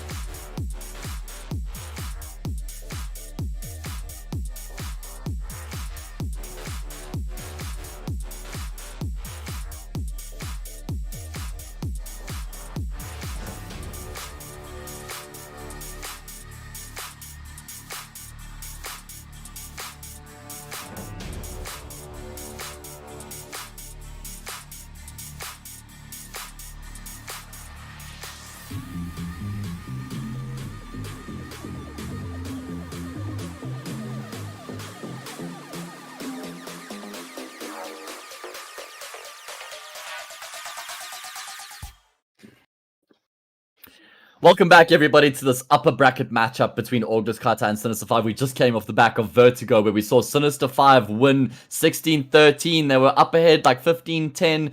Orgless Katte made a bit of a comeback. Sinister 5 on an eco with the Tech 9s. They rush A, they close the map out, and now we find ourselves on Mirage with Sinister 5 up 1-0. Are we going to be seeing Orgless Katte drop down to the lower bracket, or are they going to be fighting back here on Mirage? Nick, I think we both anticipate a solid fight back here from Orgless Katte. Yeah, I think it's definitely going to be an interesting affair. I mean, early on in the week, the two teams played each other. I think it was actually yesterday. So these two teams played each other on Mirage, and that finished 16-10 in favor of Orgless Katte. Jeez, so okay. It's definitely favorites, Orgless Katte running into Mirage. I think it's definite. I don't think you're completely incorrect in saying it's completely going to go 3 maps. However, I mean, Sinister 5 put up a good fight against ATK. I think that game went 69 on Mirage, if I'm not mistaken. Oh, that was actually Orgless Katte. Never mind. So I think Orgless Katte got this in the bag, right? I mean, if history is anything to go by, which we've learned a lot in the past that it isn't, then yes, but we'll have to wait and see. I mean, maybe we can say Sinister 5 have done their work as well, and they'll be able to brush things up and be competitive. By the way, they lost 69 to ATK on Mirage, which I mean, 9 rounds against ATK. I mean, that's something on Mirage. Not a bad result, yeah, for sure. I mean, this X-Energy team or Orgless Katte, I'm in two minds about what I'm calling them. It's just sort of what what comes off the tongue in the moment. They've always been solid on Mirage. Their individuals have always been good at Mirage. They've just Mirage is suited to their strengths as well. They've got some super high firepower, mechanically skilled individuals that can just sort of run around the map and take heads off their opposition. So that works out well when you're playing on Mirage on the T side in particular. And I'm keen to see how they're going to be working with both Falls and Awesome in the roster here as well. How they're going to be employing them on the CT side. I mean, Falls used to actually play on the B-bomb side in some of his previous teams. And now, of course, he's the riflers, or rather the AWPer, so he's probably going to be predominantly around middle, and P&D is going to be taking a different role. So there's going to have been some changes that they would have had to have worked on. So I'm keen to see how it works out, man. Yeah, definitely. And something to keep in mind is you're speaking about the mechanical prowess that this Orgless Katte team has. And we saw Frozen pretty much steal the show on Vertigo. He had a really, really good CT side. He cooled off a lot on the T side. So he's one of the players where on a map like Mirage, you speak about individual firepower. It's sort of like the map like Dust 2, where pretty much individuals can sort of carry you through pretty much the length of the map. So now Frozen, he's coming off Vertigo pretty hot. He had a really, really good showing. So can he keep that up on Mirage? It's going to be super interesting to see if he does, because if he's the player firing at all cylinders, performing at the highest level that he can, and he has players that have high firepower like Lately and Ruben following him up, then I mean, this could go again 25 rounds plus and could honestly go either way. But I do think if you look at Orgless Katte, the firepower that they've got, it will be hard to not call them favorites. Well, let's see how the pistol is going to be kicking off here. Sinister 5 find themselves on the CT side once again at Orgless Katte. As we've seen pretty much the entirety of this event, Nick, they just like to rush on their T side pistol rounds, and it's going to be towards the B-bomb side here once again. Destroyed leading the charge out the window. Lately has found first blood, but Destroyed's gotten so far forward. He's going to catch Ruben off guard. Lately stuck in a very awkward position right now. He's going to be taken down. Destroyed has turned his attention towards Market, where he's removed Chappie from the equation, and he's heard the footsteps of Frozen, so they know where he is. They want to try and double peek him, but Frozen just holding the line is going to be taking a frag for free. This is enabling Sheer to start making his way forward. Great shot there by Awesome, and now they both know where each other are right now as the 1v1 ensues. Awesome taking cover behind the broken wall. Sheer without a kit doesn't have the time to work with. Awesome knows he wants to have a bit of room to maneuver. Doesn't want to be stuck in the corner there. Sheer takes the discreet approach, walks up and catches Awesome off guard. Pistol round goes the way of Sinister 5.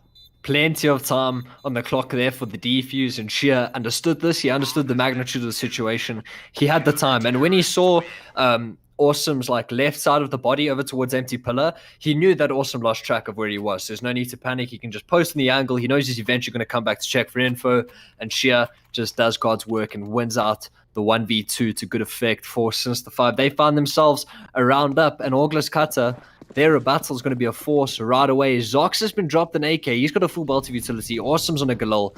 Falls on a UMP and PND on a Galil. And it's Destroyed who's downgraded to that Deagle. Yeah. I mean, but a lot of pieces to work with, all things considered, for Orgless Katte, but one of those pieces has been dropped, and it was the weakest of the lot, so probably the one they would have opted for in the end. But not an ideal start, considering they don't have too much to show for that, I suppose. Oh, missed smoke there, not going to be aiding anybody's cause. But limited options here for Orgless Katte, considering their weaponry and their util. So whatever they end up committing to, they don't have really many choices around that to maybe fake or shift into a different exec. They have to commit with this util that they've got. I suppose they're just trying to find a pick now, yeah. Yeah, I do think that one piece of utility is the smoke, and pretty much wherever that goes is pretty much going to tell where they're going to go. Actually, they're going to get the player with the smoke boosted up in window. And he's dead. Which I think is really, really questionable. Like, out of this whole series, no offense to Orgless Katte, but that's probably been the most questionable thing I've seen from them come out. Like, you've got, like, you're scratching at, I don't know, you're pulling at straws for utility, and then you're going to boost the guy with the most up into window. Hey, yeah. 5, they're going to make them pay. Falls down to 12 HP, Zox on 74. Lately's going to be rotating in. Dink down the high HP player, almost take him down, so this is such a winnable round for Sinister 5, but Zox, a nice shoot onto Ruben. That's such a big frag Zox finds, but it's still not Orgless Katte out of the woods just yet. And in fact, now they're lost in the woods and frozen. He's hunting them with the horror music playing in the background. It's murder. It's the American campsite where they went too deep in the woods and everyone got lost and now everyone's dead. What? I don't know. That's just like every horror movie ever. Yeah, maybe? pretty much. But yeah, I mean, big round there for Sinister 5 to win, all things considered. It looked like it was getting a bit dicey there in the end, but they get across the line. They deal with the force buy, and now they have the luxury of the anti-eco. Go back for more. Let's go, Frozen. Go, but no. Run away. Nick, are you a coach? Are you a coach, bro? Is this the coach? It's ecos. No, he doesn't get any ecos. No way. And I mean, this is getting awkward all of a sudden because there's just one player left on the same bomb site right now. It's Sheer. He's sort of backed up into a corner, wants to try and take the fight, proactive in his defense, finds 2 kills, and he does decent damage to Awesome, so he leaves his team in a great position. It's Lately and Ruben tasked with converting this round. The round, which looked like a guarantee once it began, has now turned into a slightly awkward situation. Oh no, full Glocks, and they've done this much damage. Oh, destroyed? Destroyed was spotted. Was he? Ruben comes around the corner. Yeah, big pick there. Now it's just Awesome left without armor, without util.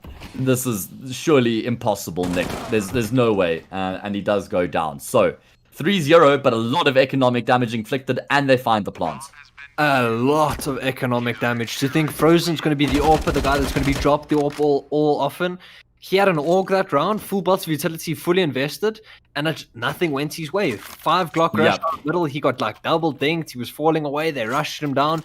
And considering what was full Glocks for Orgless Katte, the fact that you did killed 3 players, you have a much better buy than Sinister 5 do coming into this round. So things are going to be looking A for away for Orgless Katte. The smoke in window has been thrown out, and Falls is going to open up onto Frozen. Yeah, Frozen, I mean, you're pretty much always going to go down to that shot if your opposite number's posted on the angle.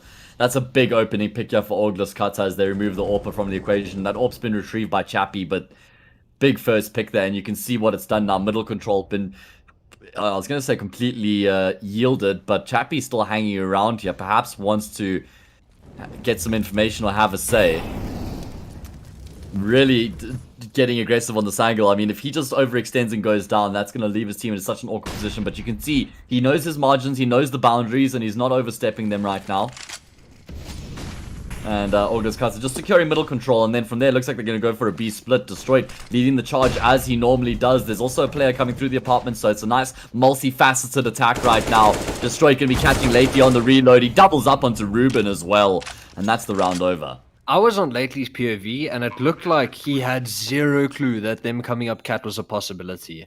Okay. So he was spraying the wood, reloading, and then when he just got the reload off, he'd already been shot in the face by Destroyed. So yeah, really questionable. I don't know how the comms were for Sinister 5. Maybe they just had no clue that B split was a possibility. I'd assumed that at face value, but Orgless Katte just catching Sinister 5 with their pants down, and they're going to take those rounds every day of the week. And this is the first sort of comfortable win we've seen coming out from Orgless Katte into this map. We're going to see possibly many more of these. They're going to be hunting down these saving players.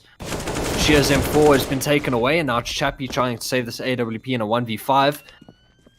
Oh, and he's cleared by Jesus. Destroyed. His head's been ripped Big off. round by Destroyed, man. I mean, those 2 entries on the B bomb site were super aggressive, but super clean. And he takes the person down trying to save the gun. So, I mean, big round from him individually. X-Energy are on the board. And there's no money in the bank here for Sinister 5. So, they're going to have to force up. I mean, double save territory. I guess they end up deciding to just give this round a crack. Yeah, real rough out there in the streets for Sinister 5. They got a couple upgraded pistols, and if you're Chappie, there's no doubts you're pushing lowers this round. Okay, it's middle. Never mind. They're pushing mid with numbers, but Orgless Katte have a read. They're playing super passive towards top middle. They've got this info that this could be a possibility. They know they're not against a very good buy, so it's awesome is going to catch the first frag on towards lately. He was the guy aggressing towards lowers. And now Sinister 5, I'm fine with this. You're on eco. You're just going to stack the B bomb site perfectly fine. However, what Orgless Katte are doing to counter this is they're just sending one player out, gather the info towards A. He's understood that this side of the map is clear, so his teammates can come in, regroup, and plant the bomb on the A bomb site. Yeah. However, since the 5, they're actually shifting the setup, but PND is going to take down Ruben. Yeah, and it looks like Orgless Katte are still going to be committing to the B bomb side. Instead of pivoting back to PND, they're going to use him as the flank, and he's going to get caught off guard by Sheer. Chappie also picks up one on the B bomb side. This is getting a bit awkward all of a sudden. The pistols being a bit of a nuisance here for Orgless Katte, and they're going to have to commit to this. They've got all 3 players in apartments. I mean, there is time if they want to reconsider their options, but seems like they're still hanging around here. They want to try and use this time to take the fights from apartments, but Frozen with the AK, he's been able to inflict some damage now. And Orgless Katte, they're just getting picked apart. Chappie finds another round over. My word, that looked way too easy there for Sinister 5. I'm super confused. You cleared A. Like, I get you on a flank, and then anyway, I mean, things just going Sinister 5's way that round. They got a couple frags with the pistols. Things going really well for them. That was a force buy.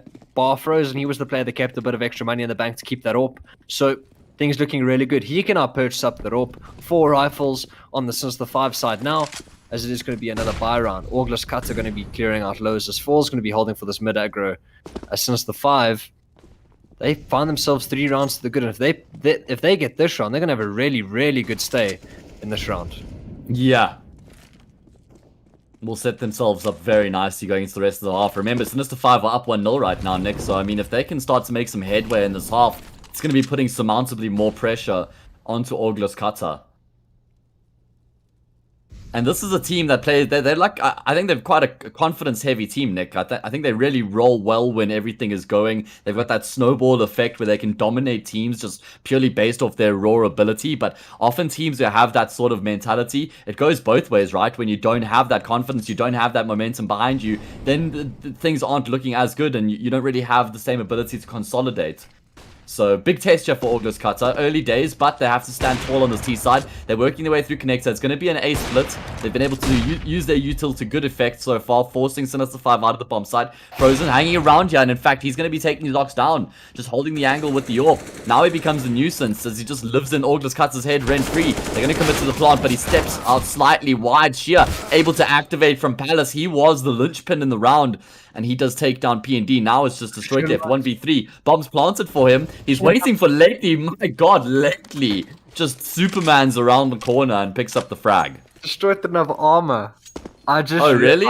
I didn't even notice. So, that was like, I think, what I said was it may not have been an insta-kill, but it looked that way. But even if it was an insta-kill, the player in window who had the MP9, he lands the first bullet. Destroyed's not going to win that gunfight anyway. He didn't have armor. Yeah. It's just so rough. The player that's going to be in the 1vx, he has nothing behind his name, behind the AK, and he can't get anything done. And Orgless Katte not being vigilant that they didn't clear Palace. She is able to activate really, really well, get a double frag of his own. And now Sinister 5, another really important buy round, they post it. And now Orgless Katte, they can reinforce into this one. Destroyed had a bit of an extra money in the bank, so you can buy armor and a couple pieces of utility into this one. We'll see how things go and see whether Orgless Katte have some sort of rebuttal. What you were saying was they're a very momentum heavy team, and it goes both ways, and hopefully we don't see them spiral out of control. Yeah, I mean, PND is a pretty level-headed guy. He's a pretty cool, calm, and collected guy for the most part. So, I mean, I do reckon that he'll have things under control regardless of the situation. We've seen them make some crazy comebacks before, and then I talked to him afterwards. He was like, yeah, I mean, we still always had the belief. So, I mean, don't want to go too far and make out that, you know, that they're not capable of making comebacks or playing from behind. Not the point at all. Frozen being very dynamic with the AWP right now, by the way. Shifting out of snipers, positioning himself on catwalk now. Lately takes down P&D, so I guess that means now this has to turn into an A hit, but it's not an A split. It's all 4 players making their way through connector. Blocked off by the smoke right now, has stunted their approach, but they're going to be committing to things regardless here. Smoke into jungle is the last smoke that they have to work with in the round. It's now just flashes and firepower remaining as they make their way forward. Dink onto Falls is going to be hindering them, but Destroyed still doing a great job with these entries, and Awesome finds Sheer. That was the key frag to secure the round here for Orgless Katte. Yeah, sick flurry of frags for Orgless Katte entering on towards the A bomb site. Good flashes as well. They're clearing the corners, they're doing everything, they're not skipping steps, and they post a really, really important round, and a comfortable one at that, and they're even going to hunt down the AWP to make sure it doesn't get saved. Falls is already, Awesome rather, he's already near the spawn. He's going to be towards TV room trying to hunt down this AWP, but a really, really good round for Orgless Katte, and that's pretty much them in a nutshell. They have that ability to flip the script, get an important couple frags, and post the round, because what happened that round is PND fell early towards apps, and then they just turned on the burners towards middle. I think it was going to be a B split that they previously had envisioned, 1 player towards that, 4 players up cat, but then they just went pop connector, and the spacing was really good, the angle clearing was really good, and what's most important is the crosses on the middle of the screen on the heads of the enemies was really good, and they post their second round on the board. Yeah, absolutely. Great work there by Orgless Katte, but they have to ride this momentum, right? They can't just, pick up a round here and then lose the round afterwards. They need to find some momentum. And they're going to have to go up against another force buy here. Orpon lately, and he wants to get himself into Palace here as quickly as he can. He's going to have some competition from P&D as well. And I think P&D heard him there using his HE grenade. Going to be missing the mark, of course, as Lately falls back, but no first blood drawn by that AWP. And when you've got this sort of a round going, where you have an AWP with pistols in a force buy, you really want that AWP to have an early impact. And now Lately's just posted back towards CT, so he's not really in the game right now, is he? It's only like if they end up exiting onto the A bomb side, he's going to be able to have an effect. I think I'd rather prefer seeing maybe the player in connector having the AWP or someone in snipers. Just, yeah, it's higher risk, but if you put him in position to make those plays, then that's when you have a chance to win the round. Oh, Frozen. He's going to be the first to bite the dust towards connector, but Chappie, he's not going to get cleared towards ladder room, and a missed AWP shot from Falls means that Chappie can activate ×2. He's going to get 1 for his troubles, drop down, try and get the Ruben AWP as well. get taken down, but Sheer from A is taking his head off, and now there's hasn't been cleared, as you were saying.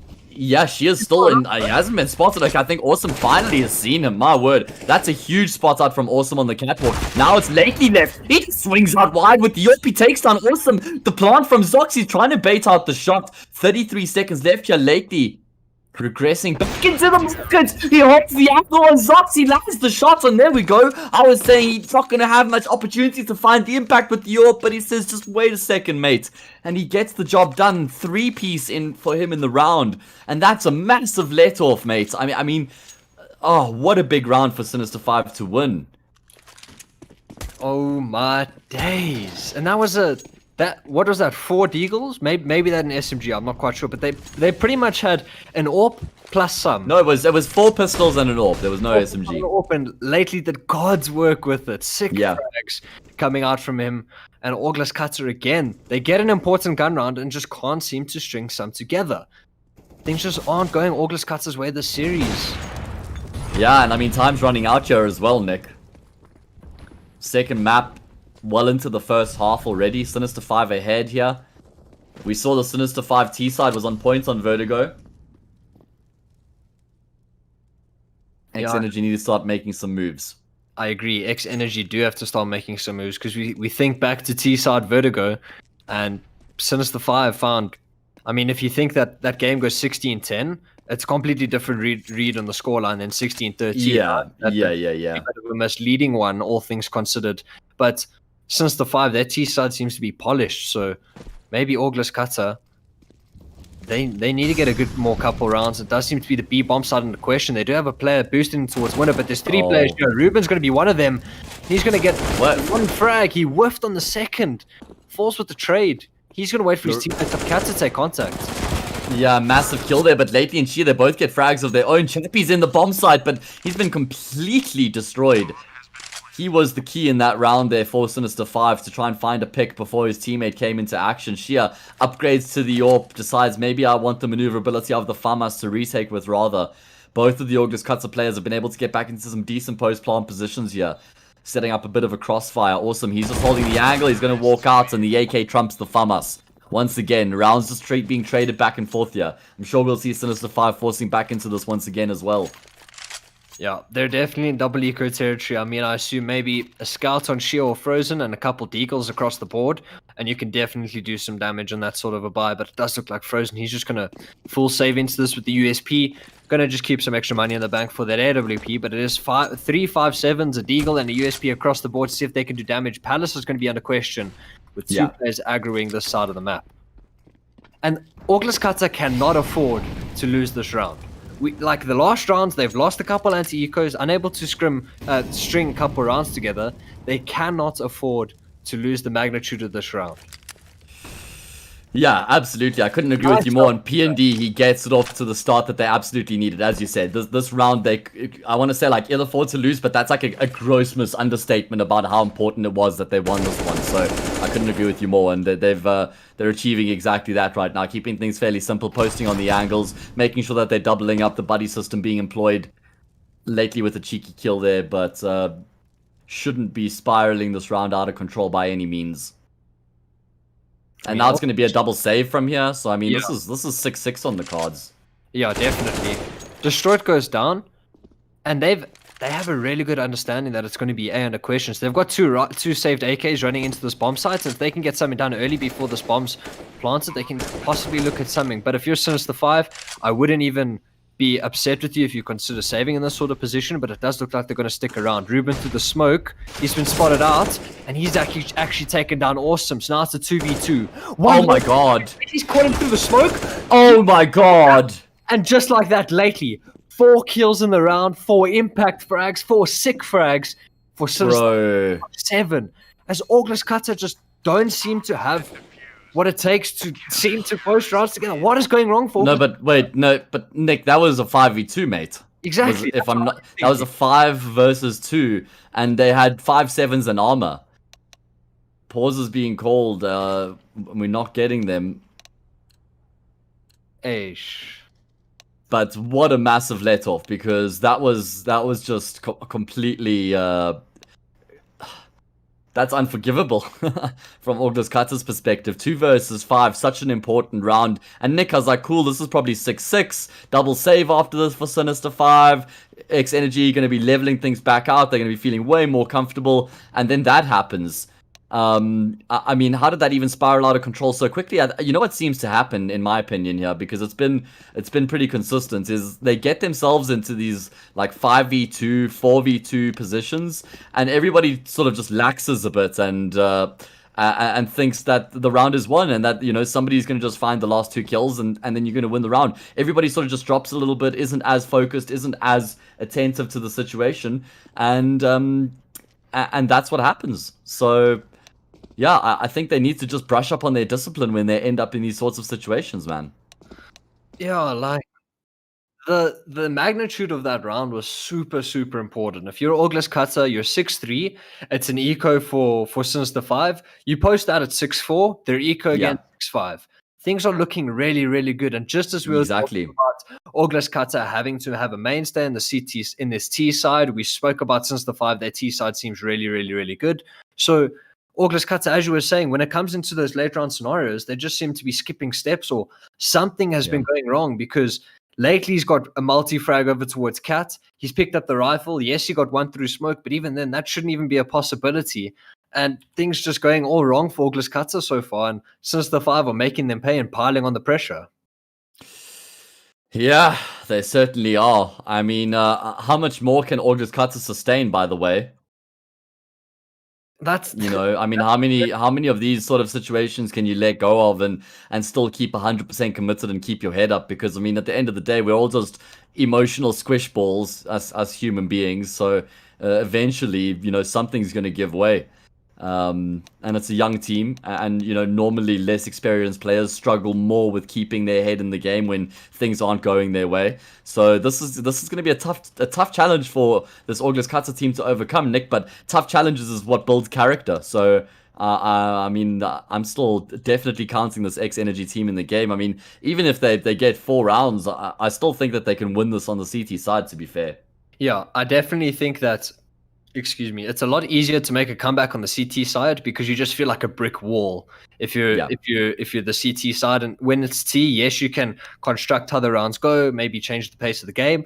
But if you just can't find an entry onto a site in your T, it feels like Yeah. you're literally running into a brick wall every time. And CT side is definitely something where they can make some sort of a stay into this map and make it competitive and possibly win it out. And Yeah. something you spoke about is they're extremely a momentum-based team, which is definitely something we'll see later on in this game. If they get a couple of good rounds, they get a couple of sick individual players, then what's going to happen? Then things could just be going all right for Orgless Katte Yeah. later on in the thing. Like all you Exactly. need is one player to have a 1v3, some sort of a thing. Then the comms come back up, someone shouts nice, a little bit higher than the normal decibels, and then everyone's back in the game and everyone's going to have feeling their aim once more, and then Orgless Katte will be right back in it. Exactly that. I couldn't agree more. It's still way too early to count them out, and as you say, things might be able to swing back in their favor if they can find some momentum. Nick, I wonder if we should maybe let's give the people one last chance to join the giveaway. I think before we announce the winner. We got a giveaway running at the moment, guys. A 250 Rand Steam voucher courtesy of Evesports. You just have to type EGL1 in chat, spell out the full word EGLONE, no spaces, and you'll be entered into this illustrious giveaway for a 250 Rand Steam voucher. And no double entries, because if you enter a second time, you lose your entry, bro. I mean, No one likes that, bro. no one likes that. So, I mean, make sure that you get your extra entry in by only entering once. I mean, that made no sense. Like, my brain betrayed me, but that's okay. So we're just waiting for Falls to reconnect. He has reconnected, so we should be underway here once again. Looking at the money, there might be enough here for X Energy to justify a buy, Nick. I mean, they're probably going to be averaging around $4,000 on all their players. So I reckon they might go for a buy here, considering the economic situation that they know Sinister 5 will be in. But then that could also, set the half in motion to spiral out of control if they lose that 8-3, Eco 9-3, and things start to get a bit tough. So I don't know. This is a tough round. This is one of those rounds that we sort of refer to as, pretty big rounds in terms of the grand scheme of things, and it looks like they're going to be investing. Yeah, it is. It definitely is the case. They are going to be investing. No AWP on the side of them, which is something to keep in mind. Frozen's perched up the AWP with no armor, so that could find some really, really good impact into this one. Destroyed, I assume he's going to go for a Galil and full utility, possibly just an AK. And unfortunately, they typed dot reload a good many times, so they've had to reload the round a good couple times, but does seem like things are going to be A for away just now. So, I mean, as you were saying, like Orgless Katte, if they string a couple rounds together, as you said, since the 5's economy is not great, so Orgless Katte, you only need 1 or 2 rounds, and then at that, you're back in it. Yeah, exactly that. But I mean, we've been sort of laying that, that, what's the word, like, it's like, oh man, the words of it's escaping me right now, but we've been laying that narrative down for a while. We laid that narrative down on the first map as well, but that narrative only really comes true when you are able to pick up that round and then break the economy and then string a few more together. Like if you just can't, pick up that initial round to start getting into it, then that can fall away very quickly. So X Energy with this force buy are hedging their bets on this round right here. And the game's unpaused. Finally. So here we go. This could be... Okay, I'm not going to say... That's a bit of a reach. I was going to say this could be the round in which Orgless Katte win or lose the game, but it's not the case. I mean that might... A little bit of a reach there, Nick. Just a slight one. Imagine. It's only 8-3. Whoa, Orgless Katte have lost. Game's over. Might as well close up shop, shut down the stream. We'll get you guys on Thursday. All that stuff. Well, it looks like they might want to be turning the pace up here after that elongated break. It is something that we see teams doing fairly regularly, trying to catch the opposition off guard. PND slightly far forward, which means he's able to avoid those nades. Oh! And Chappie and Falls exchanging some damage. He just had the lineup.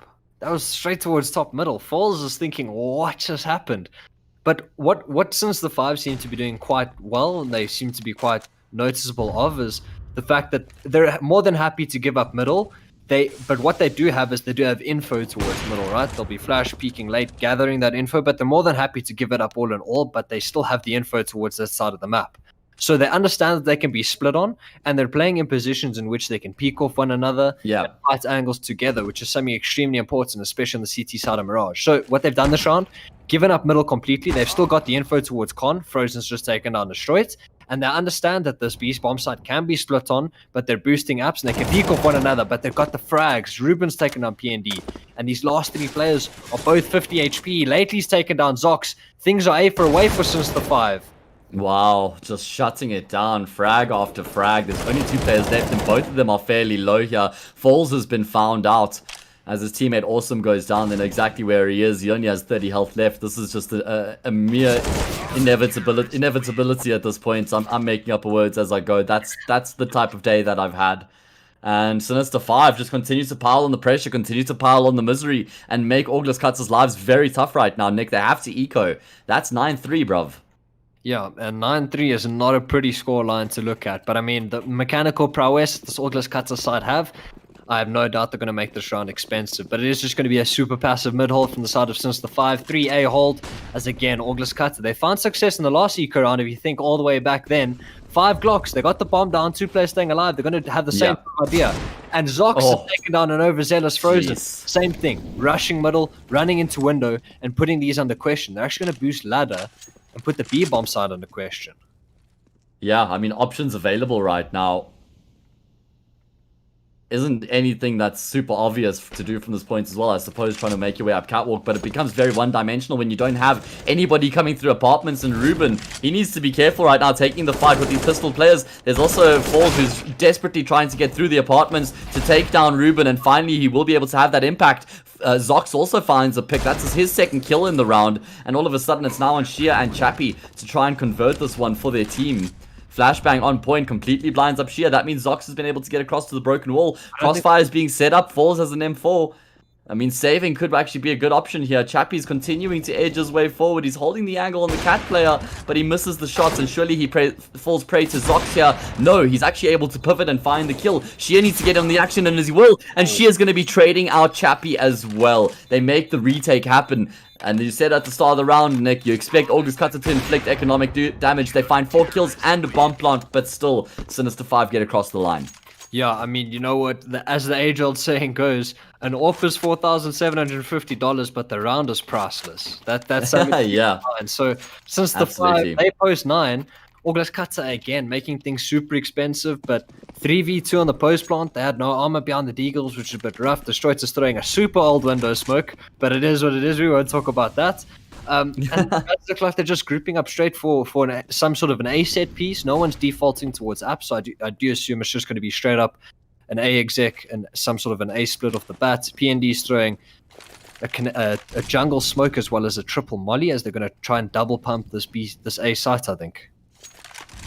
Frozen is on catwalk with the AWP right now. He misses his shot. Destroyed quick on the trigger. Will be able to take him down. And it seems like X Energy are going to be setting things in motion here to split onto this A side fairly quickly. Don't know if they want to be taking their time lately. Able to go back for seconds. Then he takes down Falls. He has to get out of here. He knows he's in a very awkward position right now. As Orgless Katte start focusing towards the say bomb site. There's a boost up in CT right now. It's Shia who's got the aerial vision, but no contest from Orgless Katte. Ruben, however, he's able to find Destroyed in Connector. That's a massive pick, Nick, as now the remaining players are forced to try and get this done from the bomb site. They've got one towards ramp. The flash is on point, but Shia gets around the corner. PND going big with the double kill. That nade is going to absolutely destroy him, eats him up. Shia takes on Awesome towards the ramp. They know who PND is. Shia's going to take the responsibility on his own shoulders. Didn't even wait for his teammate there for the final frag. Gets the job, gets the round 10-3.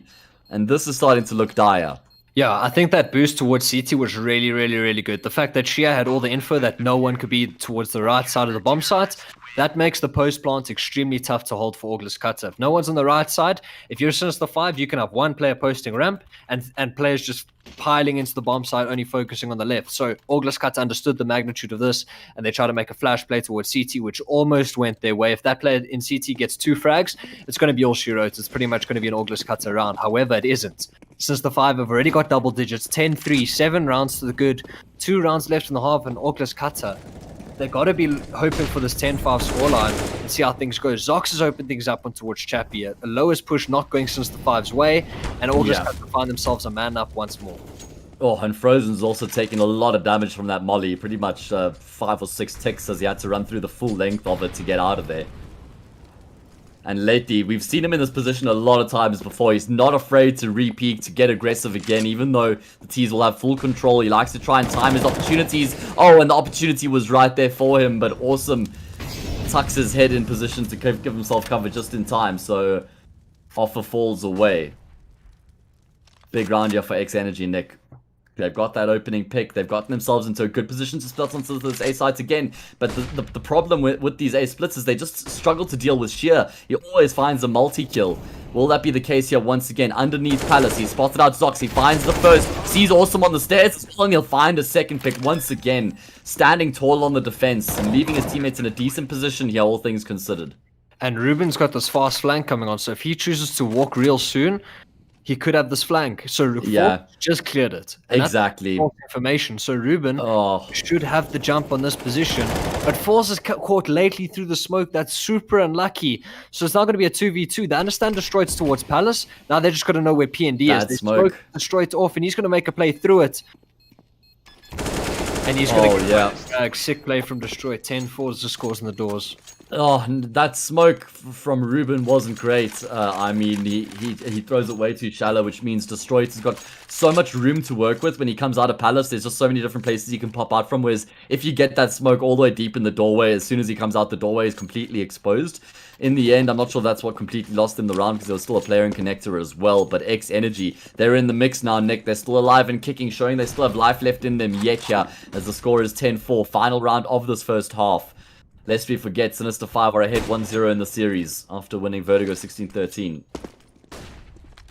Yeah, Orgless Katte got backs against the wall. They really got to post this last round and see how things go. They lost the pistol, which something to keep in mind. So if they can win the pistol of the next, if they finish this up 10-5 and they win the pistol, then you're looking at 10-6. They win the anti-eco 10-7. They win the eco after that 10-8, and it's game on. You know, you win the gun round, you're A for away, and you're looking at 10-10 with 3 rounds. So this match is no way done yet. Ruben, he's going to catch P&D looking the wrong way. He's going to stab the split in the side, but lately he's in no man's land. He's taken down, and that's pretty much the avenue in which Orgless Katte can win this round. Zox has taken down Ruben, Destroyed has taken down Frozen, and now it's She and Chappie left in the 2v4. Yeah, vital round here for X Energy seems to be going their way right now, just to give them that extra bit of leeway to work with in the second round, the second half rather, a bit of an extra buffer. As She is going to eventually go down as well, so 10-5 here. X Energy pick up the final 2 rounds in the half, Nick, and they give themselves 5 rounds to work with as they head into the second half, the CT side. I mean, 10-5 doesn't mean the pistol is the be-all and end-all, obviously, but the pistol certainly does hold some weight. I mean, if Sinister 5 pick it up, that's 11-5, convert the round after, 12-5, maybe a gun round after that, but that's just not a position they'd like to find themselves in.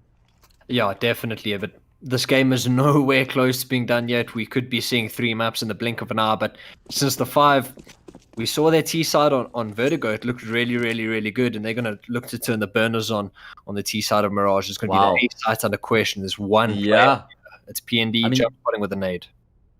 I mean, 4 players towards the B-bomb side. That's quite a hectic stack, and Destroyed just run straight through, so he's got all the information as well in the world, as well as teammate B calling for some information, for some rotations. P&D looked to try and get some damage done before the bomb site was taken fully control of, but he just loses his head, and Sinister 5 are not slowing down here either, as they completely rampant in towards CT spawn right now. Fights being taken left, right, and center, and it's just Orgless Katte blood that litters the ground. Oh, the knife! And Chappie's going to find the knife onto Destroyed as well. $1,800 found off the back of that. Will a kill even be picked up in the round? No. Frozen doubles up. He finds the second 11-5. And that was such a clean exec from Sinister 5 as well, man. Yeah, things looking really good for Sinister 5. I think the only problem in that round, I guess, is you're playing retake on the A bomb site. So play retake on the A bomb site. You know, you can't get caught in triple, in CT tickets, you know, like in no man's land. They just get double dinked and things just going Sinister 5's way. The frags afterwards go their way. They know the kit's towards CT. That's why they press that issue, even though they were going to take that part of the map to begin with. But it's going to be a 5 USP stack towards middle. And if Sinister 5 have crossed tick the boxes this round, then it should be all she wrote. It should be 12-5. However, Yeah. 5 USPs, each landing a dink. Ish. Yeah. I'm not going to put my I money. mean, Okay, I'm not going to put my money on that saying Orgless Katte win the round, but I'm saying if someone peaks mid and they check 5 USPs, it's not going to be very cash money, hey? it's a lot of information. Yeah.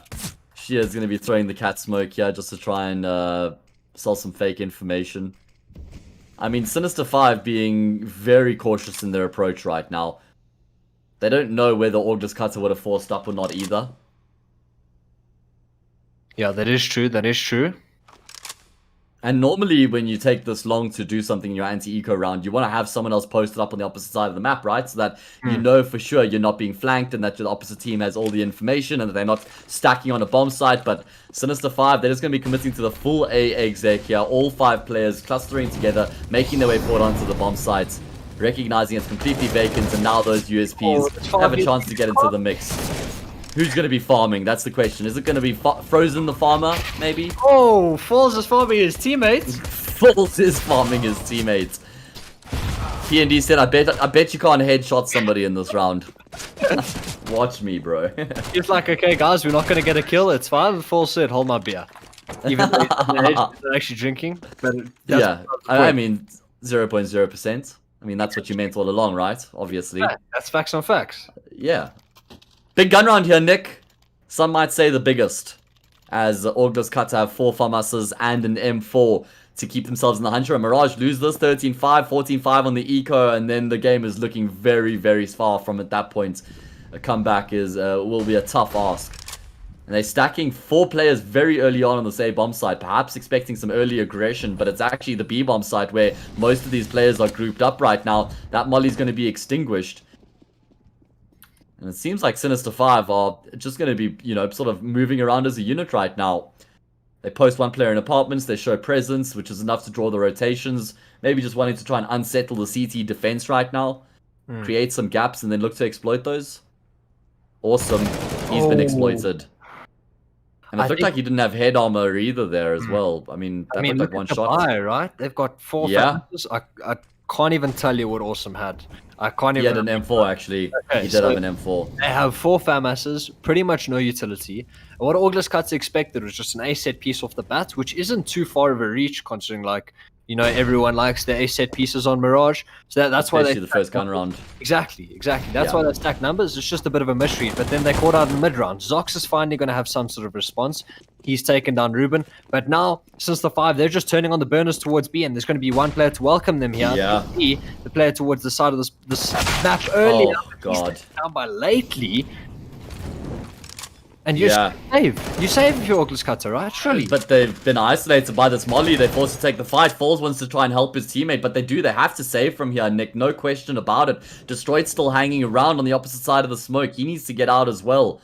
And if they can keep all 3 of these weapons, they'll have enough to buy up in the next round. I'd love to see Sinister 5 chasing them down here. And I mean, even if they can find 1 kill, that would mean that the next round is far more or far less impactful, I suppose, from a weaponry point of view. And there we go. Frozen's already found that pick. And Shear's more than happy to throw away this FAMAS. He's going to be hunting. Destroyed's caught Frozen looking the wrong way. But now they know lately his position. And now Zox having a FAMAS, which is never a situation you want to be in, considering how dog the gun is. But you're gonna take whatever you can into the next round. Orgless Katte, are you gonna force around it? Are you not going to? I think there's arguments for either side.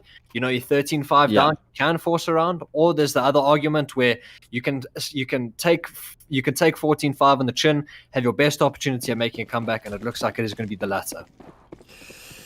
Ooh, man. Tough situation right now that Orgless Katte find themselves in. Sinister 5 is looking so clean and composed. The game plans are so evident on their T side right now, as they always seem to be with Chappie at the helm, by the way. Like, all the teams that Chappie play in, they play a very team-based T side, often based on numbers. Pushing through the smoke here is Falls. He flies through with the USP and finds 1. Nick's jaws on the ground after that. So out. And he gets a kill, but just to finish my point there, it seems like every team that I've watched Chappie play for, I mean, he was in DNMK for a while, and he's been in a couple teams that I've seen him play for. For Zox, though, actually having a crack at this, she is low. This is potentially doable. I mean, he's got armor to work with as well. And he will go down. But all of Chappie's T sides look very organized. I'm impressed by his T sides in terms of how well-rounded everybody is, working as a unit, working as a team. And they keep things simple. It's quite an exec heavy T side that he plays, but it's not too predictable, which I appreciate. It's the old saying, keep things simple, stupid, you know? If you're doing it Exactly. simply and you're doing it right, then, I mean, it's that sort of argument where if you don't play defaults, you don't play for info, you could walk into 3 players on a site, but if your exec is on point, the pathing's good, the flashes are good, then it doesn't matter if you walk into 3 players, you know, it's a 5v3 on the sites at the end of the day. But, I mean, this round, this is what we want to see from Orgless Katte. There we go. It's Orgless Katte in a nutshell. 1 minute, 25 seconds left on the clock, 1v5. Like, where was this? Yeah, one thing I do want to say is, I guess Sinister 5 are trying to deal like that killing blow, you know, where you've got your opponent down, so you want to try and rush them and overwhelm them, but just too much going on in that round. Pushing Catwalk, pushing Connector, pushing out of Palace. I mean, maybe they find all those 4 frags, right? And then it's like a 1v5 in their favor if everybody wins their gun battles, and then we're singing their praises. But I was just talking about how technical their T-sides are, and they play a very team-based T-side, and they go the complete opposite approach in that round, and it doesn't even come together even remotely. So just keep things simple, as you've been doing the whole time to get to that point. No need to change things up. But, Nick, we do need to change something up, because we've been so infatuated by this Counter-Strike, we need to roll the giveaway. So let's get the giveaway winner announced. Let's roll that 250 rand Steam voucher. Let's see who will be taking it home, and who will be buying me some CS skins, because you'll be my new best friend. It's Alex. Alex, bro, you and I go back a long way. Remember that time at that place when we did that thing, and we're good back friends. There we go. Yeah, something like that, right? 14-6, Nick. 14-6, the comeback. It's a long road ahead. But all long roads start with the first step. Exactly. All long roads start with the first step. You're going to look at 14-7, then 14-8, etc, etc, etc. But, I mean, we speak about how momentum-based this Orgless Katte team is. It seems to be the theme of pretty much this Orgless Katte team as a whole. I mean, anything's possible. I wouldn't put it past them making this sort of a comeback. And it's a lot easier, in my opinion, to make a comeback on the CT side. You just feel like a brick wall. Everyone's got the confidence. You're peeking the angles with confidence. Destroy its flash is too deep. Chappie's going to get the opening frag, and this is not what you want if you're Orgless Katte. Man disadvantage, and now one of your players have to make a play. I'm going to throw you under the bus here, bruv. Last time I asked you that question, you said you'd rather make a comeback on the T side. Now you're saying CT side. You see, that might have been true. That might have been true. I mean, you're never wrong, right?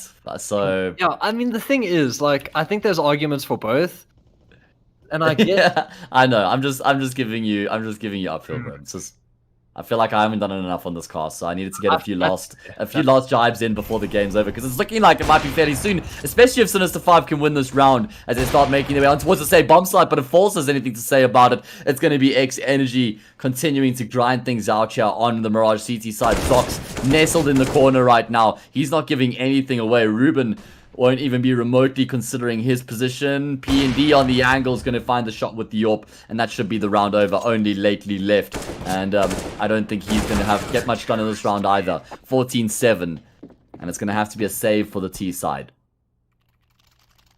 It is a save for the... Or do they force into this? Ruben on 1.9. Ooh, okay. Tech 9 already. But no way. There's no ways, okay? If you're Orgless Katte, doesn't matter if they're on Tech 9s and pistols. Two Glocks, it's fine. You win the round. One Glock, it's fine. You win the round. Orgless Katte, they're going to be looking to make it 14-8. Yeah. As it is going to be Sinister 5 just grouping for this B exec. So it does look like they're just going to throw some flashes towards middle, fake that mid presence. Orgless Katte playing super passive, but not playing positions on B where they can play off one another. So these players can get isolated. Actually, as I say that, Awesome's going to come back into the site. So actually, he's going to go back towards Cat. The timing is atrocious. The flashbang completely blinds PND. He's in no man's land. Up against the smoke. They push that onto the B bomb site. Completely overwhelm X Energy. It feels like Vertigo all over again in that final round, Nick. They catch them completely off guard. It's the pistols doing the lifting. It seems like X Energy want to have a crack at this. They've got money in the bank to buy up in the next round. So I understand the thought process. But Sheer with the AWP, he's put falls in the ground. And that's going to be enough to send them reeling. Destroyed and Zox with no choice but to take these weapons into the next round. And Sinister 5 have done it again. Chappie lurking through connector will shut Destroyed down, and now it's just Zox left alive, quivering, trying to keep this M4, but he's not going to be able to. And I love that strat out of Sinister 5. Nick, they've been throwing that lurk smoke in apartments nearly every single round, which means once they do activate off that lurk smoke, it's not predictable. It's not like, guys, I think they're making some sort of a play here. It's conditioned. The B players are conditioned by that smoke, and they get caught off guard completely. Beautiful eco round out of Sinister 5. Textbook stuff. Yeah, super powerful. I agree with you 100%. If you've thrown that lurk smoke every round, that control util, then if you're Orgless Katte, you're not going to think anything more of it. They throw it again this round. So now you think, last round they exec off it, so this round, what could be the possibility? But I agree with you tenfold there. Like, a great round coming out from Sinister 5, a super good eco coming out from them. Falls has opened up Ruben into this one, so it's going to look like Orgless Katte have some sort of a response. 3 players over towards this A site, as it does look like it is going to be the one in the question. As I say that, players are falling back. Crikey. Well, the timing that nade is more of a bloodbath than my crypto portfolio at the moment. And that's a very niche joke for anybody who follows the crypto market, because it's just past 48 hours have been a nightmare. But enough about my depressing story. Back into the game. Yeah, 15-7. Destroyed has got so much info. But they seem to just be targeting this B site. PND on the balcony, he should be good for at least one, right? Awesome can swing out, he's good for one, can stay alive. The Orgless Katte's round, surely. Sure. Hypotheticals at this point, Nick. Serious hypotheticals. Hypothetical is PND's full blind, he doesn't get one. Then Awesome's trying to run into trade, he doesn't get one for V3 post plant. Which ones are going to be? We're going to find out soon enough. Lately in Chappie, they find the picks. There's still a quick response though, and Chappie's going to find another. Oh my god, it's a 4 versus 2. Fall's able to land a shot on the cross. Big kill there from the young man. It's Destroyed along with the man Falls to try and get this job done, to try and keep Orgless Katte in the hunt here on Mirage. Or are we going to be seeing Sinister 5 winning it out 2-0? And emphatically so here on Mirage. Destroyed, they know that he's here. He's been able to get out at least, and he takes down the low HP Chappie though. He's been removed by Sheer, and now it's just Falls left in the 1 versus 2. Not able to hit the flick shot. He's been brought down to 15 health. He's going to be falling to Frozen's AWP as well. Map over, match over. Orgless Katte go down to Sinister 5 as they win 2-0. And I mean, they had more of a challenge winning their own map pick than they did Orgless Katte's map pick. Great all-round performance from Sinister 5. They start off the map with the solid showing on the CT side, and then they switch across to the C side, the T side, and they show that they still have the game behind them. It's not like they're a one half pony like we saw last week out of a couple of the teams. They're able to follow up that first good half with a solid second half as well, and that's what gets them across the line here. And Nick, 16-7 on Mirage. My word, who on earth would have thought? I honestly thought 3 maps were going to be on the cards. I wasn't surprised when Sinister 5 took Vertigo. I was like, okay, it's going to be all she wrote. We saw 16-10 early on in the week with Orgless Katte taking that win. But I think I have to say the man of the match, the man of the series has to be Frozen, right? I think we think about Vertigo, we think about their CT side. Absolutely phenomenal in that. We think about Mirage, we think about the impact Frozen found. Absolutely phenomenal in that as well. So I think Sinister 5 needed that sort of X factor, that sort of Frozen card, if you will. Yeah. They needed some sort of a player who can turn the tides, as you were saying prior, a star player who stepped up to the bat, and he did exactly that, and pretty much brought Sinister 5 through, and they booked themselves in the top 6 and knock Orgless Katte the low brackets. I mean, what a fantastic game that was for Sinister 5. Just a solid all-round performance, right? I mean, even when the going was getting tough, they still stuck to their guns. They didn't stumble under pressure. when we saw Orgless Katte making the comeback on Vertigo, they still stayed tall, they kept trying different things, they didn't get stuck in a rut, and they got across the line. Then coming into Mirage, even though we mentioned I mean, Nick, did you say that they played against Orgless Katte last night in ESEA and they lost the map 16-7 or 16-9 or something like that? Yeah. I mean, so they've turned things around and now they've beaten them 16-7 the very next night. That shows a great work ethic as well, a great mentality that they must have gone back to the drawing board. I mean, I'm assuming maybe I'm giving them some false credit here, but watched the demo, rectified their mistakes, and came out swinging tonight. And I mean, hey, this was probably a bigger game to win or a bigger map to win than an ESEA game, right? So this is an upper bracket matchup in the Evesports event. It's a 50,000 Rand prize pool. Top 6 secured now, as you said, for Sinister 5. Orgless Katte, they drop into the lower bracket, Nick. I think they're now the biggest name in that lower bracket. Oh, definitely. I wouldn't be surprised. I'm looking at the lower bracket now. Orgless Katte will face the winner of XD Clubhouse 69 against Intercaliber. And I think if you look at the lower bracket, Orgless Katte has to be the standout name, right? They're one of those teams, if you look at it at face value, like how are they there in the first place?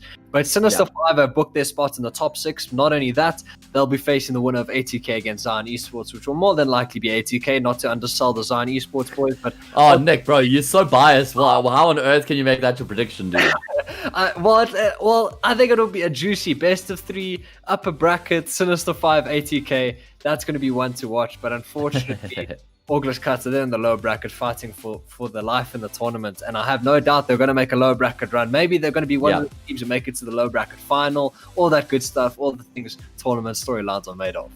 That's exactly what I was going to say. This is where we get our storylines from, right? Is when these sorts of things end up happening and then they play out and turn into some seriously entertaining situations and stories. So we'll have to wait and see what happens. But for now, guys, that's all we have for you for tonight. Sinister 5 ending proceedings a bit earlier than we expected, Nick. I mean, we haven't had any matches that have gone to 3 maps yet. This is our third weekend or third broadcast in a row. Been 2-0s across the board.